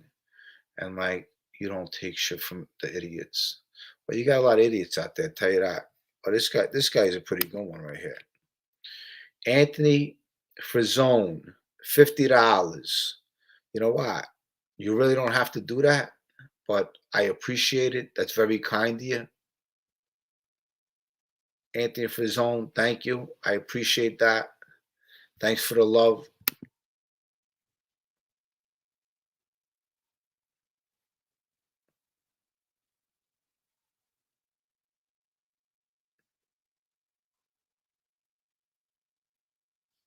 Good evening, Jimmy from England. England, what's up, baby? England, UK, Philly, people in Brooklyn.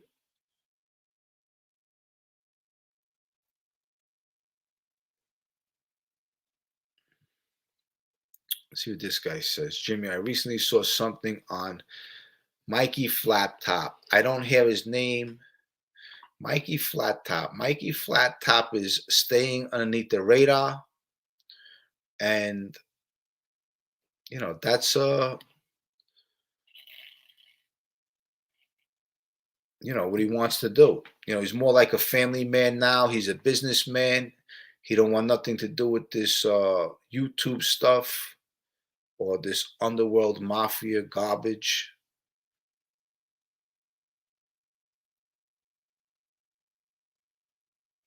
Live and let live. Do you know anything? Angelo Defenders. I remember Angelo Defenders. There are so many stories. I know Bay 23rd between Cropsey and Bed. We rode motorcycles.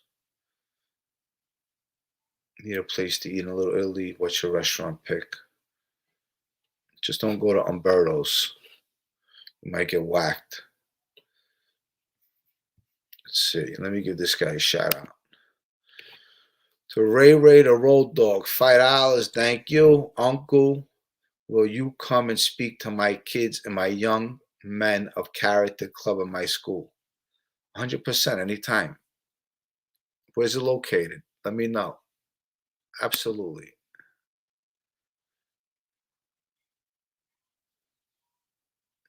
Suggesting we avoid have to worry about. Jimmy, do you think people such as Sammy the Bull or Johnny A-Light have to worry about retribution for testifying if the mob is still active? Well, I don't know if they have to worry about retribution, but this is the thing. You know what? Anytime you walk out of the house and into the street, you have to be vigilant. You have to watch your surroundings. This world today is pretty sick. You know, everyone either has a gun on them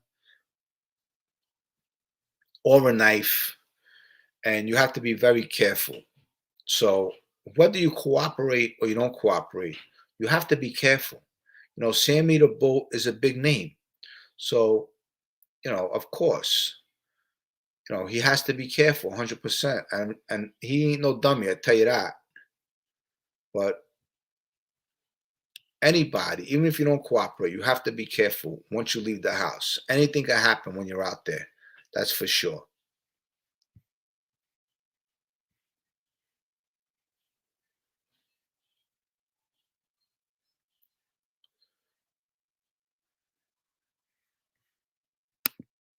This is one. Neutral drop. What's up, baby? Jimmy, if you could live your life over again, what would you do different? Well, I'll tell you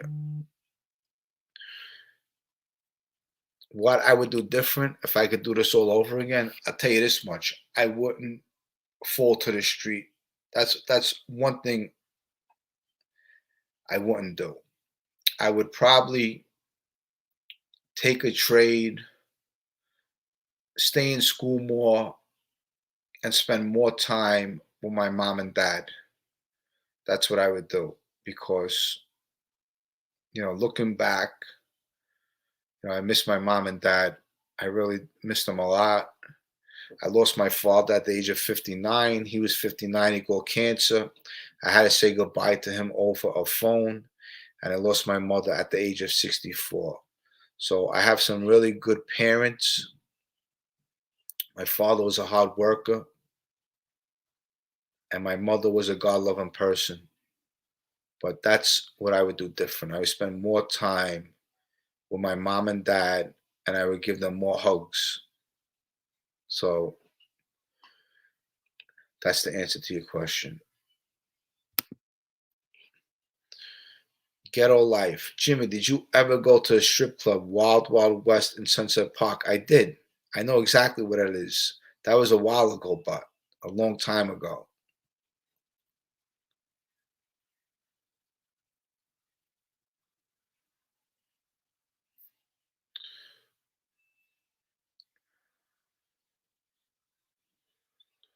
Let's see another one. Anything in the world.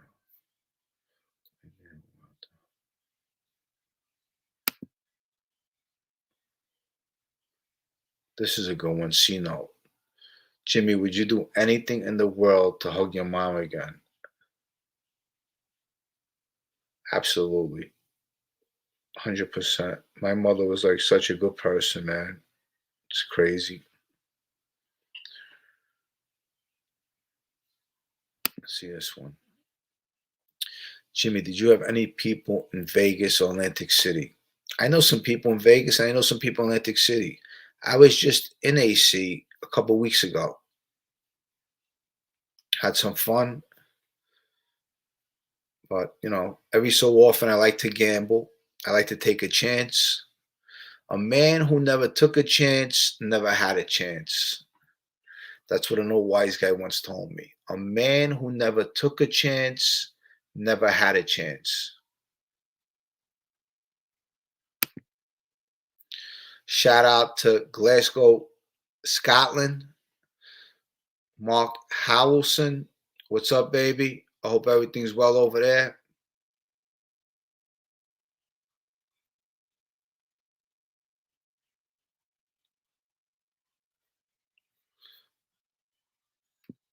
Let's hear this guy.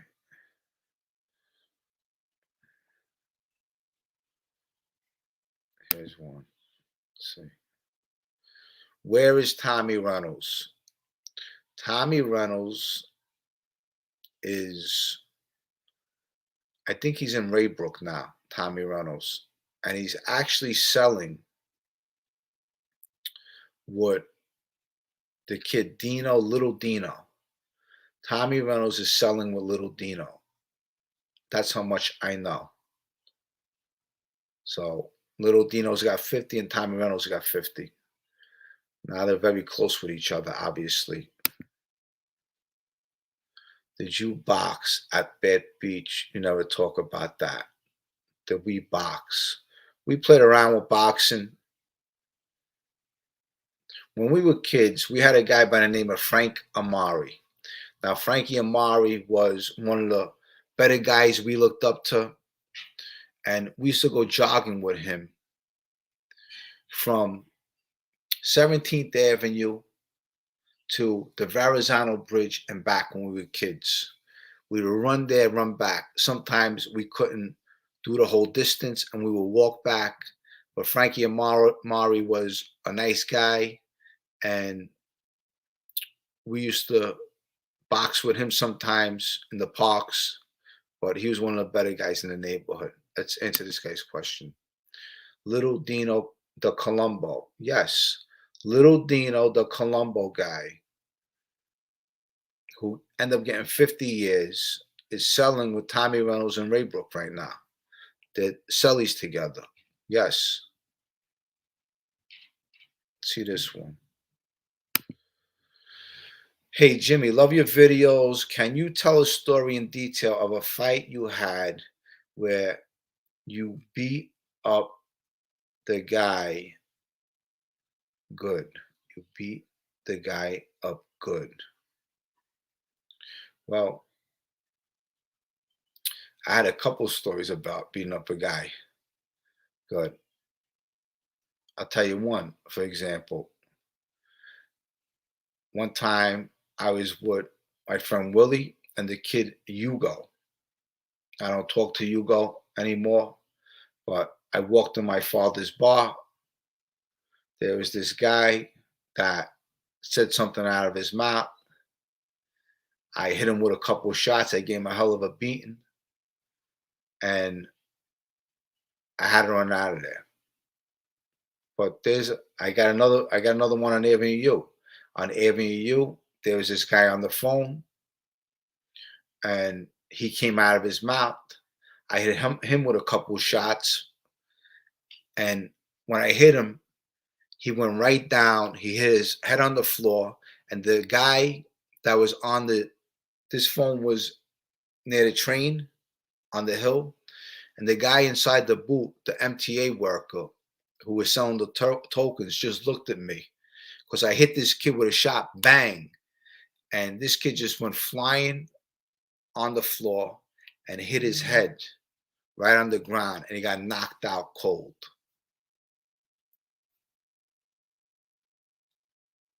But those are years ago. See what this is over here. Who's this? Johnny D. I'm sure you know my friend on Bay 23rd. We rode motorcycles together, crotch rockets. I won't say his name, but he lived closer to Cropsey than Bet. His initials are KS.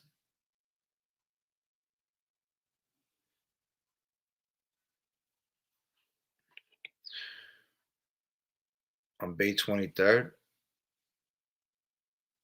I don't know. I don't remember. I don't know that one.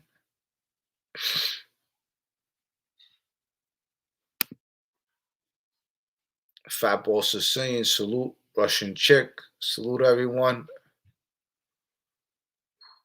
What's up, Fatball Sicilian? Nice to see you in here.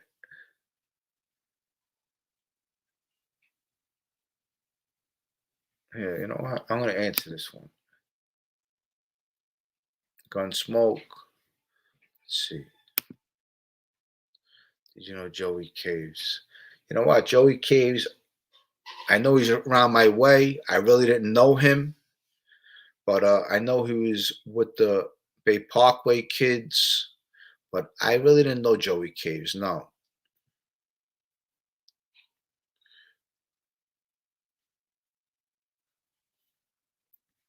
Let me see. I want to read this one here. Let's see. David, in a previous interview, you flip-flopped about who Paulie G shoved or hit. You said Sparrow or Joe Benanti. Which one? And tell the full details as you know it. Okay. Now, I picked this one up because, you know what? This is something I want to address. Okay. Now, it ain't nothing about flip-flopping. Okay. Because I know the whole story to this. Because actually, when I was talking to Joey Calco, I was trying to get some information from him. Now, see, I know at the time when they killed Paulie G pushed Sparrow Joe Benanti. Now, they were both wise guys. So, Calco actually confirmed this to me. Okay, he did push Anthony Sparrow. Now, I testified against Anthony Sparrow. Joey Calco testified against Anthony Sparrow. In Joey Calco's testimony, when he's sitting in that chair testifying against Sparrow, he said that Paulie Galino pushed Anthony Sparrow. And so now I'm going to confirm this. This way you all know. When I say either Joe Benanti or Anthony Sparrow, I say that because he might have pushed Joe Benanti too. You know, I remember, Paulie G was the money guy, giving the money to Joe Benanti. Now, when you're in this life, Joe Benanti wants you to be loyal to him. Joe Benanti didn't want me to be loyal to Paulie G. He wants me to be loyal to Joe Benanti. So understand this life. But Paulie G pushed Sparrow. That's the reason why he was killed. Okay, so I hope I answered your question. Because Joey Calco testified that the reason why he killed Paulie Galino was Paulie Galino pushed Anthony Sparrow. Okay, so I hope I answer your question. And there ain't no flip-flopping, buddy. Believe me. I know exactly what's going on and exactly what happened. Okay? Let's see this one. Salute Fatball Sicilian, Johnny a Greek from London.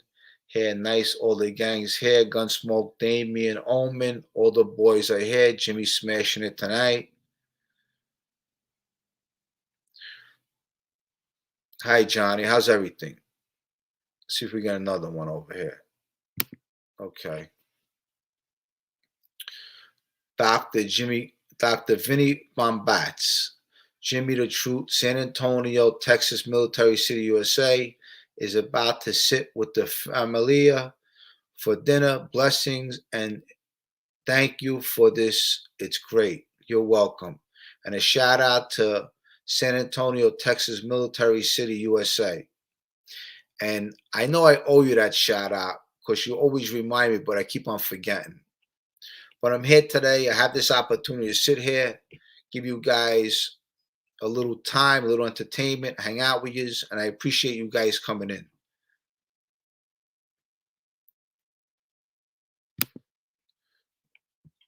Russ Nielsen. Did the Bath Avenue crew associate with the Molino boys during the Maryland-Stanford War?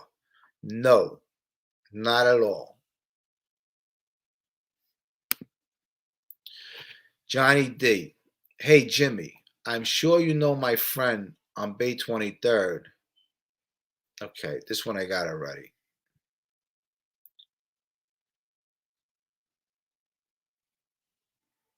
This is a joke. Wasn't Richard Kalinsky the most fed man in New Jersey?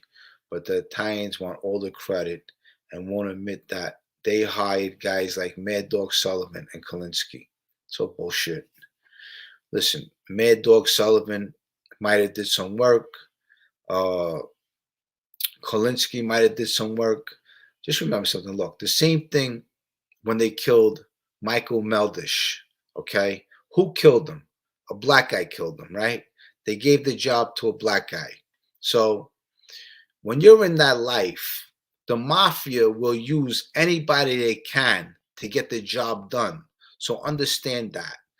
And the difference is if an Italian guy did it, the Italian guy is eligible to get credit for it and become a made guy later on if they don't double wham him and they kill him too.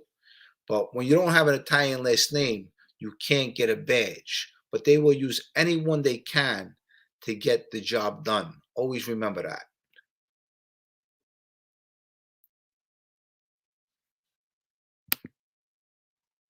Jimmy, what pizzeria do you think has the best pie? What pizzeria? I would say, well, you could go to Europa on 20th Avenue, 65th Street in Brooklyn. You have Joe's on 14th Street in Manhattan, Joe's Pizza. There's pizzerias all over the city that have great pizza. So there's pizzerias all over New York City that have great pizza. Just don't go into the dollar stores where it's $1 a slice. Those pizzas come out. They use some kind of screen they put it on top of, and they're really not good. Jimmy, salute from Liverpool, home of the Beatles. If Paulie G would have got the contract to kill Joey Calco, would he have done it? No, he wouldn't have. He wouldn't have done it. He would have spoke to whoever he had to speak to save Joey Calco's life. Now, the reason why I know this is because, see, Tommy Reynolds and Joey Calco were both outcast. Paulie G spoke up for them to Georgie Conti. Paulie G spoke up with them to Sparrow and Georgie DeChico. So Paulie G stuck his neck out a lot of times to look out for Tommy Reynolds and Joey Calco. So I know Paulie G very well, and he wouldn't have killed his own friend. I can tell you that.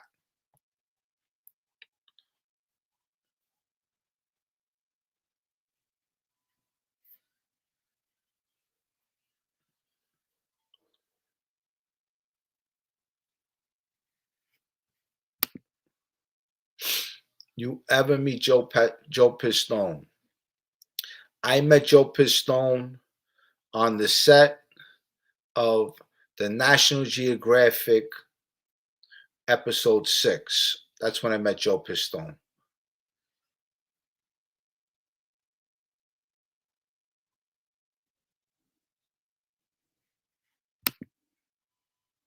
Jimmy, that guy's ears are flip flopping. You told the story how many times now about who pushed Sparrow? Well, you know what is, look, you got a lot of haters on here, you know. And if you look at all my stories, I all say the same thing because you know what? I don't have to lie. See, when you lie, you have to remember your lies. I don't have to remember anything. I just tell the truth. And so it's the same old story time and time again.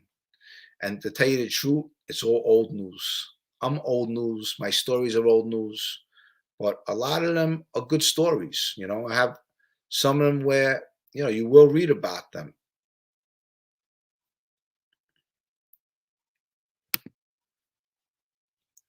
Lewis Cole, Jimmy, all my respect. Thanks for shout out. Well, I just gave one to you. You got it. Lewis Cole. Here's one. Let's see. Sino, Jimmy, you ever have a beef with people in Ozone Park? Any stories? Well, you know what? My friend Freddie lived in Ozone Park years ago. I don't remember having any beefs with anyone in Ozone Park. And I go to Howard Beach here and there every so often. I'm in a restaurant. I go to Lenny's Clam Bar over there. You have Matteo's, you have Bruno's, and but I don't remember having any beefs in Ozone Park. My friend Freddie lived out in Ozone Park.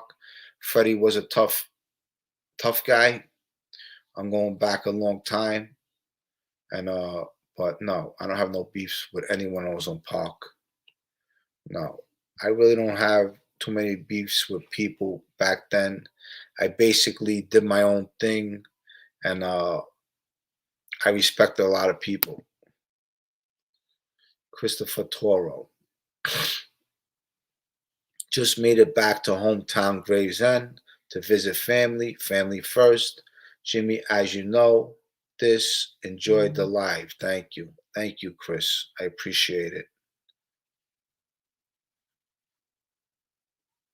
Now, this is going to be a long video. I'm giving you 2 hours, and we're almost on 2 hours over here. And I'm going to tell you the truth. You know what? I see Fat Boss Hussein do this all the time, and Stacks. These are two of the guys that I favorite with this stuff, and they do a hell of a good job with it. And it's pretty, look, it's not easy doing this stuff, to entertain people, to talk to people. Hey, let me read this guy's comment. Okay. A bit to read the book. At Jimmy Calandra, a Barbarian story. Didn't Calco get popped in Florida for jumping over the counter of his pizza place, Goombas? What a name for someone in the witness protection, and he fumbled his gun. Joey Calco, what happened was he went into witness protection. Now I have an old time friend, Joey Milano, okay, that actually was a childhood friend. He used to be in and out of my house. Now, Joey Calco used to pick on this Joey Milano. That's why I wish I would get some of these neighborhood people to come on my show, and I would love for them to talk and for them to speak the truth. Because if I could get them on this show and for them to tell the truth, this will confirm everything that I'm saying. Now, Joey Calco was not a nice guy in my neighborhood. Nobody liked him. He was not a well-liked kid growing up. Paulie G was a well-liked kid. I was a well-liked kid. We weren't bullies. Joey Calco was a bully. Joey Calco would bully other kids and try to take something from them. This is what he did.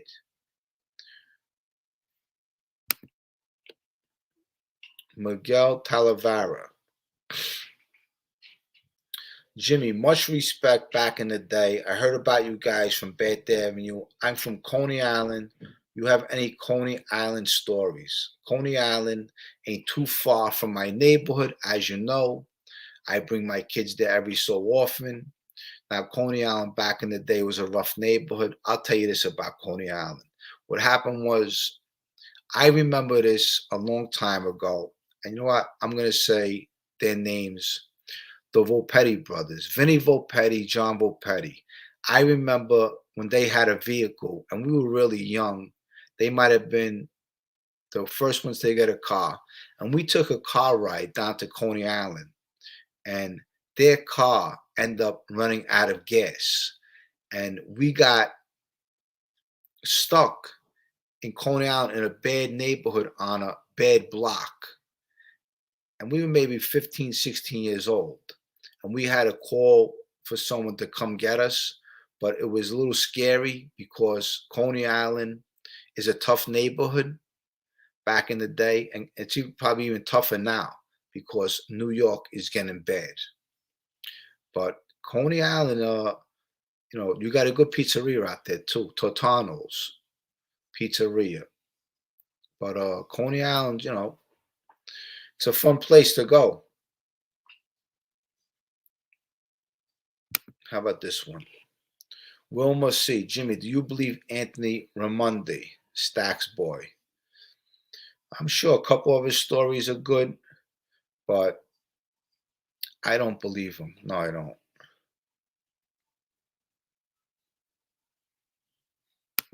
How about this one? This is a good one. Sam Kilburn. How strong were the Italians in Lewisburg?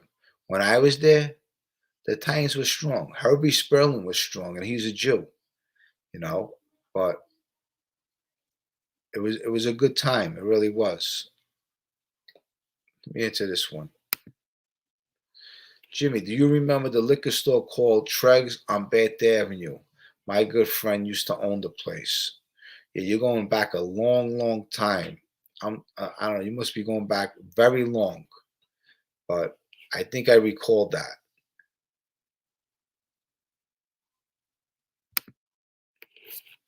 Old school Bensonhurst, grew up a few blocks from you and knew most of the stories that you tell about the neighborhood kids that got whacked, and what you tell is pretty much the same as it was told back then. Thank you. I appreciate that. If anyone from the old neighborhood wants to come on this show, please reach out to me and let's make it happen. I would love to do that. Here's one. Jimmy, if Tommy R gets out, will you and him remain friends? No, I'm not friends with Tommy. Tommy killed Paulie G. I can never be his friend again.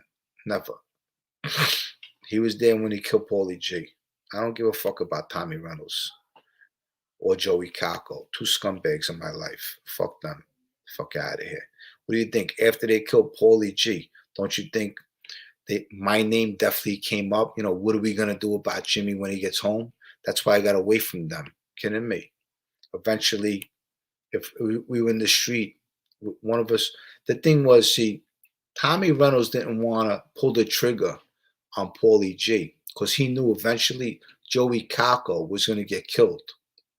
Now, when they killed Paulie Galino, this is 1993, July 1993. They didn't straighten out Joey Calco because Joey Calco wasn't going to get straightened out. They had an idea for Joey Calco. Later on, they knew Joey Calco was going to get killed. So who gets straightened out? Fabrizio gets straightened out in 98. November of 98, Fabrizio gets straightened out. I come home October of 98. Oh, no, Fabrizio gets straightened out September of 98. I come home October of 98. And Fabrizio gets the button. Joey Calco gets nothing because Joey Calco don't deserve to get nothing. He was eventually going to get killed. Tommy Reynolds would have set him up and killed him.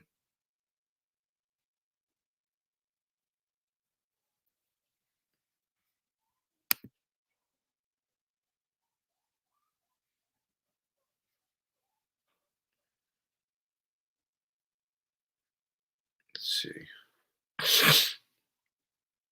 Let's see.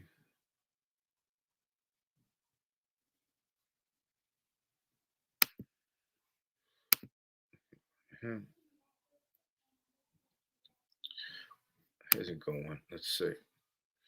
What advice would you give to other guys that would like start a channel about their dirt? What is the statute of limitations? Well, I wouldn't give any advice. If you could be able to talk about it, talk about it. Some guys can't talk about it. Unfortunately, I cooperated. So you know what? I could talk about it. So I could tell my story, what I was involved in. If you didn't admit your guilt, then you can't talk about it. If you're a stand-up guy or whether you cooperated and you want to come on here and tell your story, tell your story. Me personally, I can't give you any advice. Rocco Pagano, thank you for the $10. I appreciate it.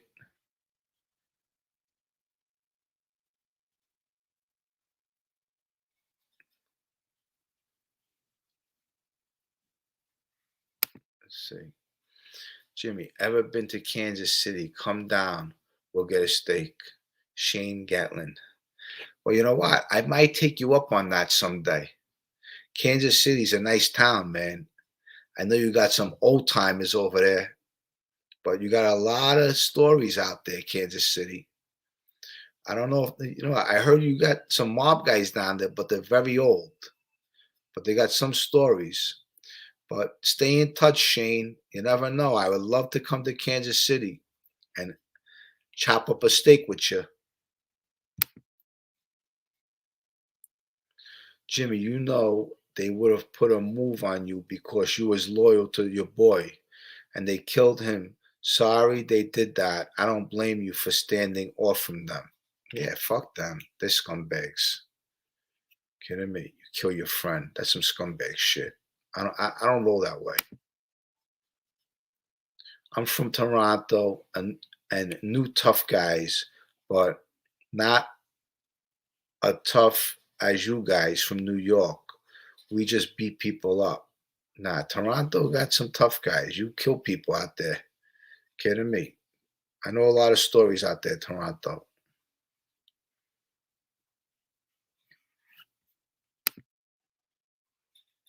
I'll go too, Jimmy. Pazzo, where you want to go? You want to go to Kansas City? Let's do it. Take it right down to Kansas City, baby. Chop up a steak. I'm in. Lewis Cole, thanks for the $5. I appreciate it. How about this guy?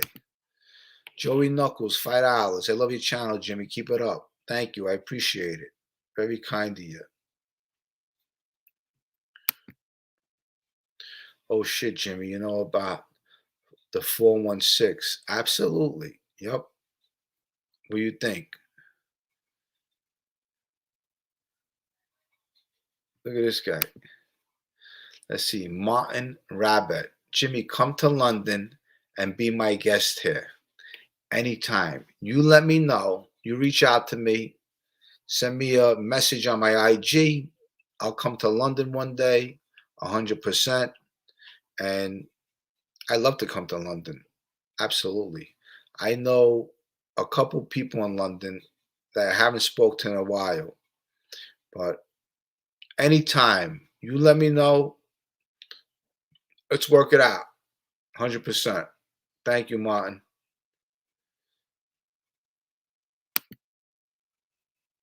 Sean, respect from Waterbury, Connecticut.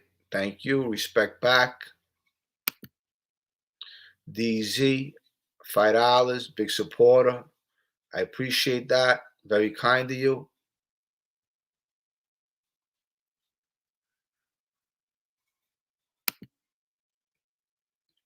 Trent Namparel. You're the man, Jimmy. Channel is awesome and your life is crazy. Unfortunately, I did live a crazy life, but at the end, I made the right decision. The right decision was to come forward and put this all behind me. Thank God I could talk about it. Thank God I got my kids in my life, but I did go through a lot of bullshit.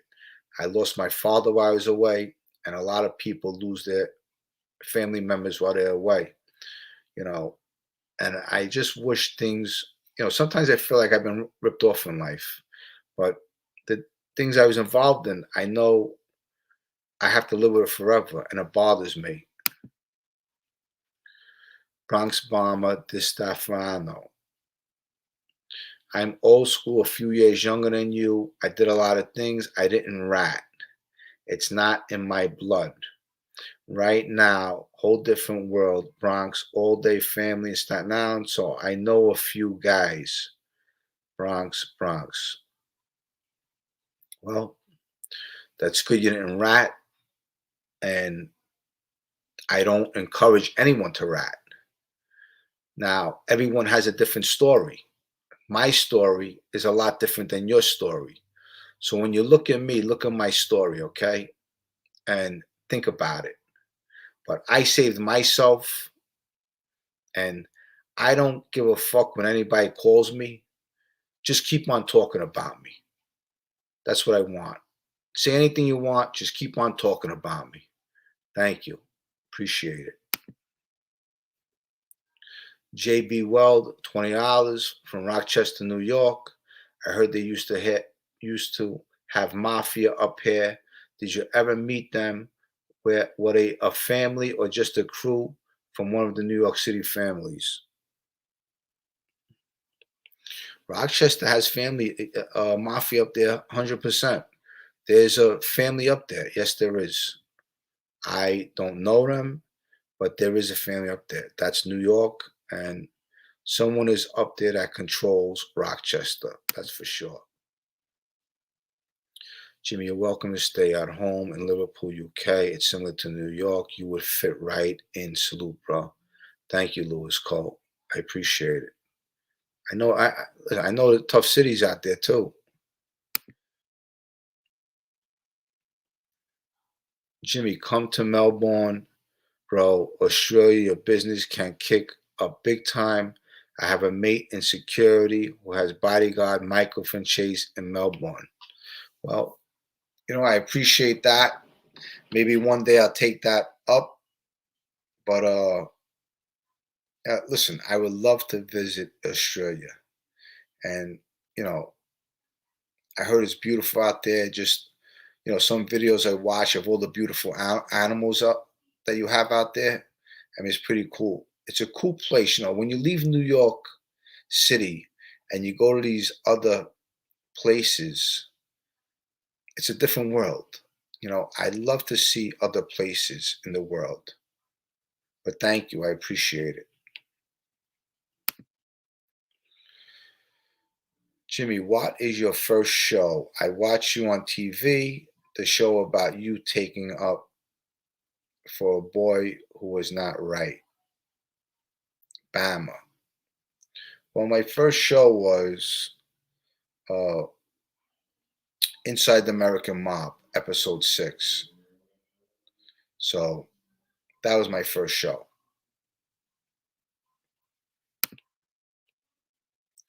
Anyone who gets away from a life of crime, it's a good thing. Thank you, Tony the Night Owl. It's very true. Kidding me?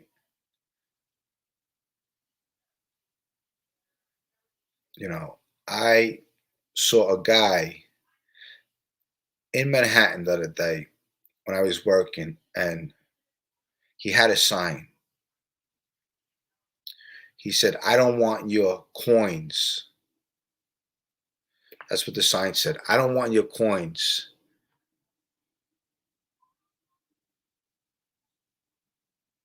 And then he said something like, "I just want change." So like he wanted to change the world. He don't want your money. He just wants change, meaning he wants to change the world, you know. And a lot of people today out there are very rootless. They don't think about other people. We say some bad things about people, and there ain't no more respect like there used to be. So, it's all about being kind to others. If you could be kind to others and give people respect, help somebody, then you know what? Actions speak louder than words. But anyone who sits behind a computer and wants to knock my name or anybody else's name and you don't know them, that's a coward. That's a punk. Show your face, show your name. That's some coward shit.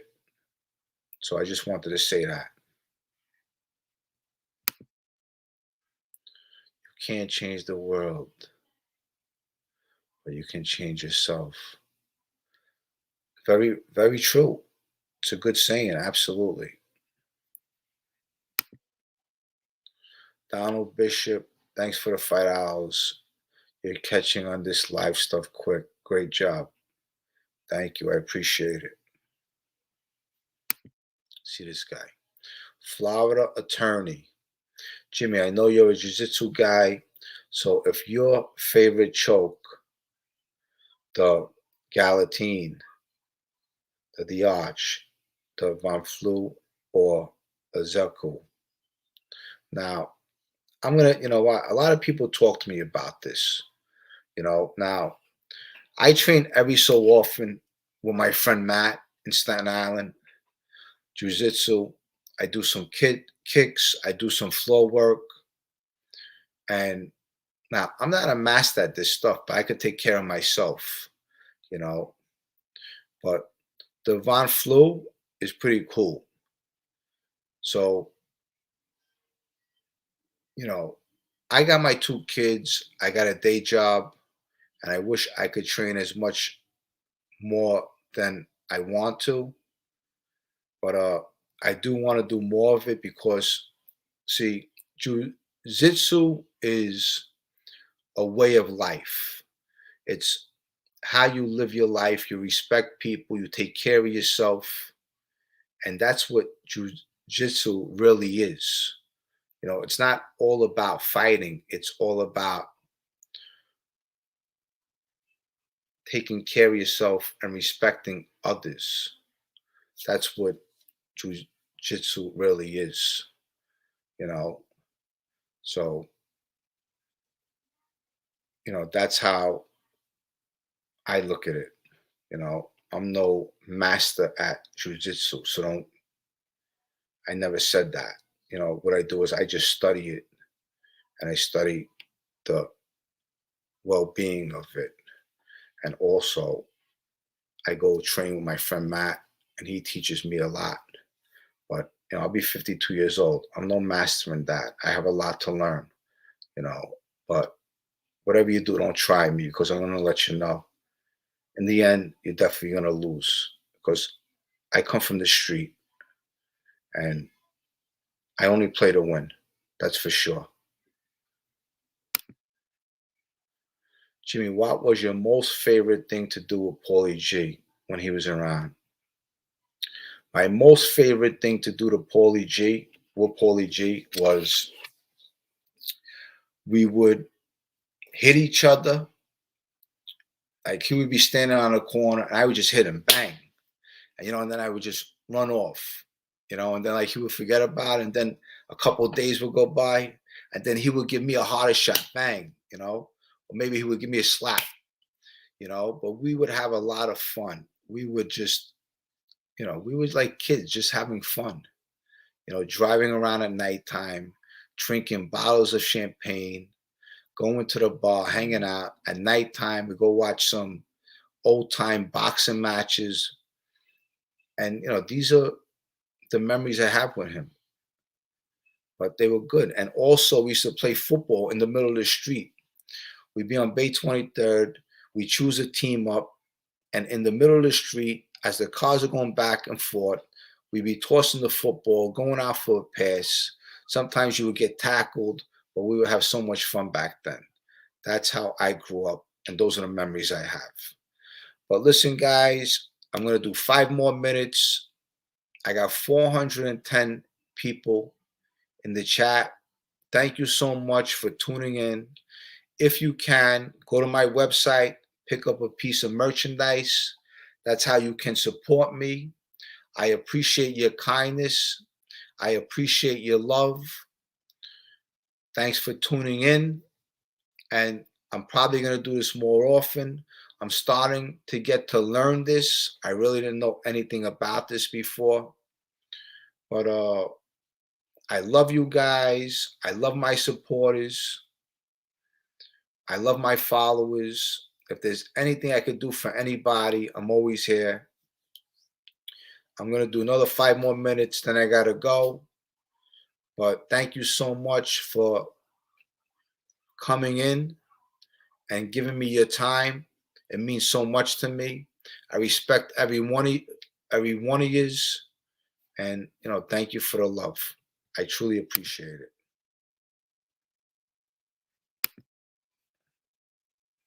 Okay. Jimmy, how does one reach you as you ask for people who are from the neighborhood to be on with you or talk with you at Jimmy Calandra, Beth Avenue Story. You could reach me at the real Jimmy Calandra at gmail.com. You could send me an email, the real Jimmy Calandra at gmail.com. You could reach me there, or if you have an IG account, Instagram account, you could send me a message on my IG. Anybody from the old neighborhood, I would love to have you on. No disrespect. I would only respect you. And that would be awesome. I know because I cooperated, a lot of people are very hesitant to reach out. They might be a little scared, but that's on you. I would love to have you and knock it around with you and talk about the old neighborhood. A lot of people would love to see that. So, with that said, if you want to reach out, I'm here.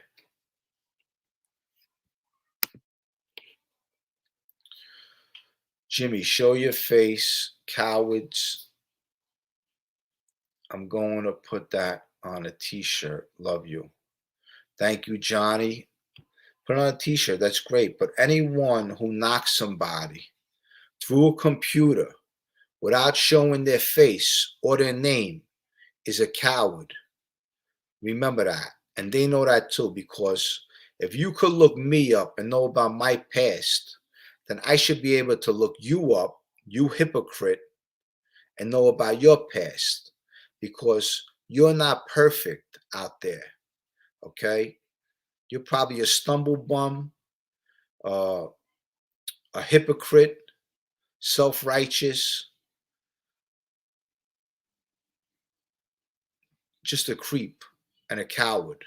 That's what they are. Anyone who wants to knock someone's name without showing your face or your name, that's some coward shit.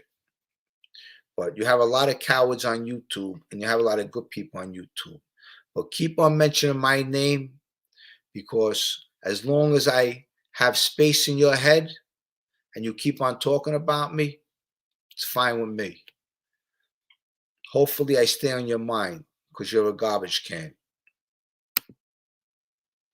Mobland, respect, Jimmy. Respect back to you. I would have more respect for you if you were the Shower Avenue boys. Real men take showers. Okay, take a shower, buddy.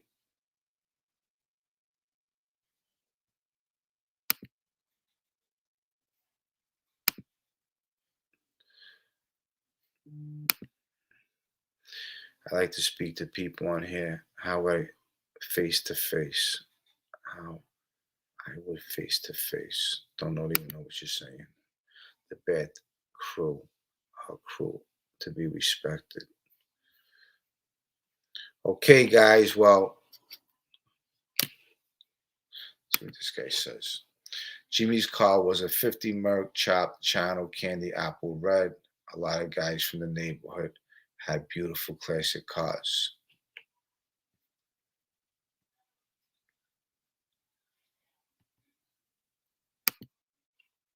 No such thing as bad publicity. Okay, last one, JC. Jimmy, how accurate was that book on Paciello, Mob Story? I've heard a few times that it wasn't so accurate. Besides some of the info the author got from trials, I've heard author got a lot wrong. A lot of stuff in the book was true. A lot of it was bullshit. Chris Paciello, I got a lot of respect for him. I really do. I think he's how he put his life back on track. He's in Miami doing his thing,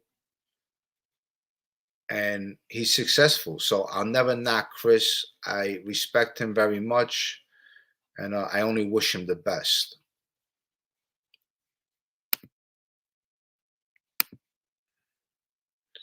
Alan Lingley, $1.99. Thank you. I appreciate it. It's very kind of you. Let's see what this says. Jimmy, Johnny the Greek, I'm with you on show your face, brother. MRE is the #1 coward. Yeah, he's a punk, that guy. Whoever that guy is behind that screen is a punk. 100%. Coward. 100%. Keep on hiding. Thank you for answering my question, Jimmy. Respect. Respect back to you.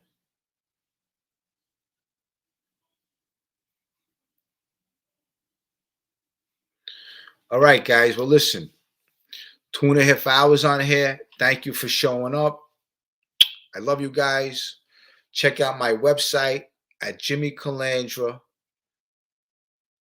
No, bathbeachstory.com. Get a hat, a mug, a shirt. You could even have a one-on-one phone call with me, a virtual phone call, if you're into that. I even have banners that are pretty cool. I signed them. I put them together. They're pretty cool. Check it out. If you want one of them, go for it. And until next time, I'll see you soon. Pazzo, thank you. Boston J, thank you. Live and let live, thank you. To all you people out there, I appreciate the love, the kindness, the respect you give me. Right back to you. And hopefully we could do this again. Okay? And have a good weekend. Stay safe. Be vigilant. And God first. Talk to you soon. Bye.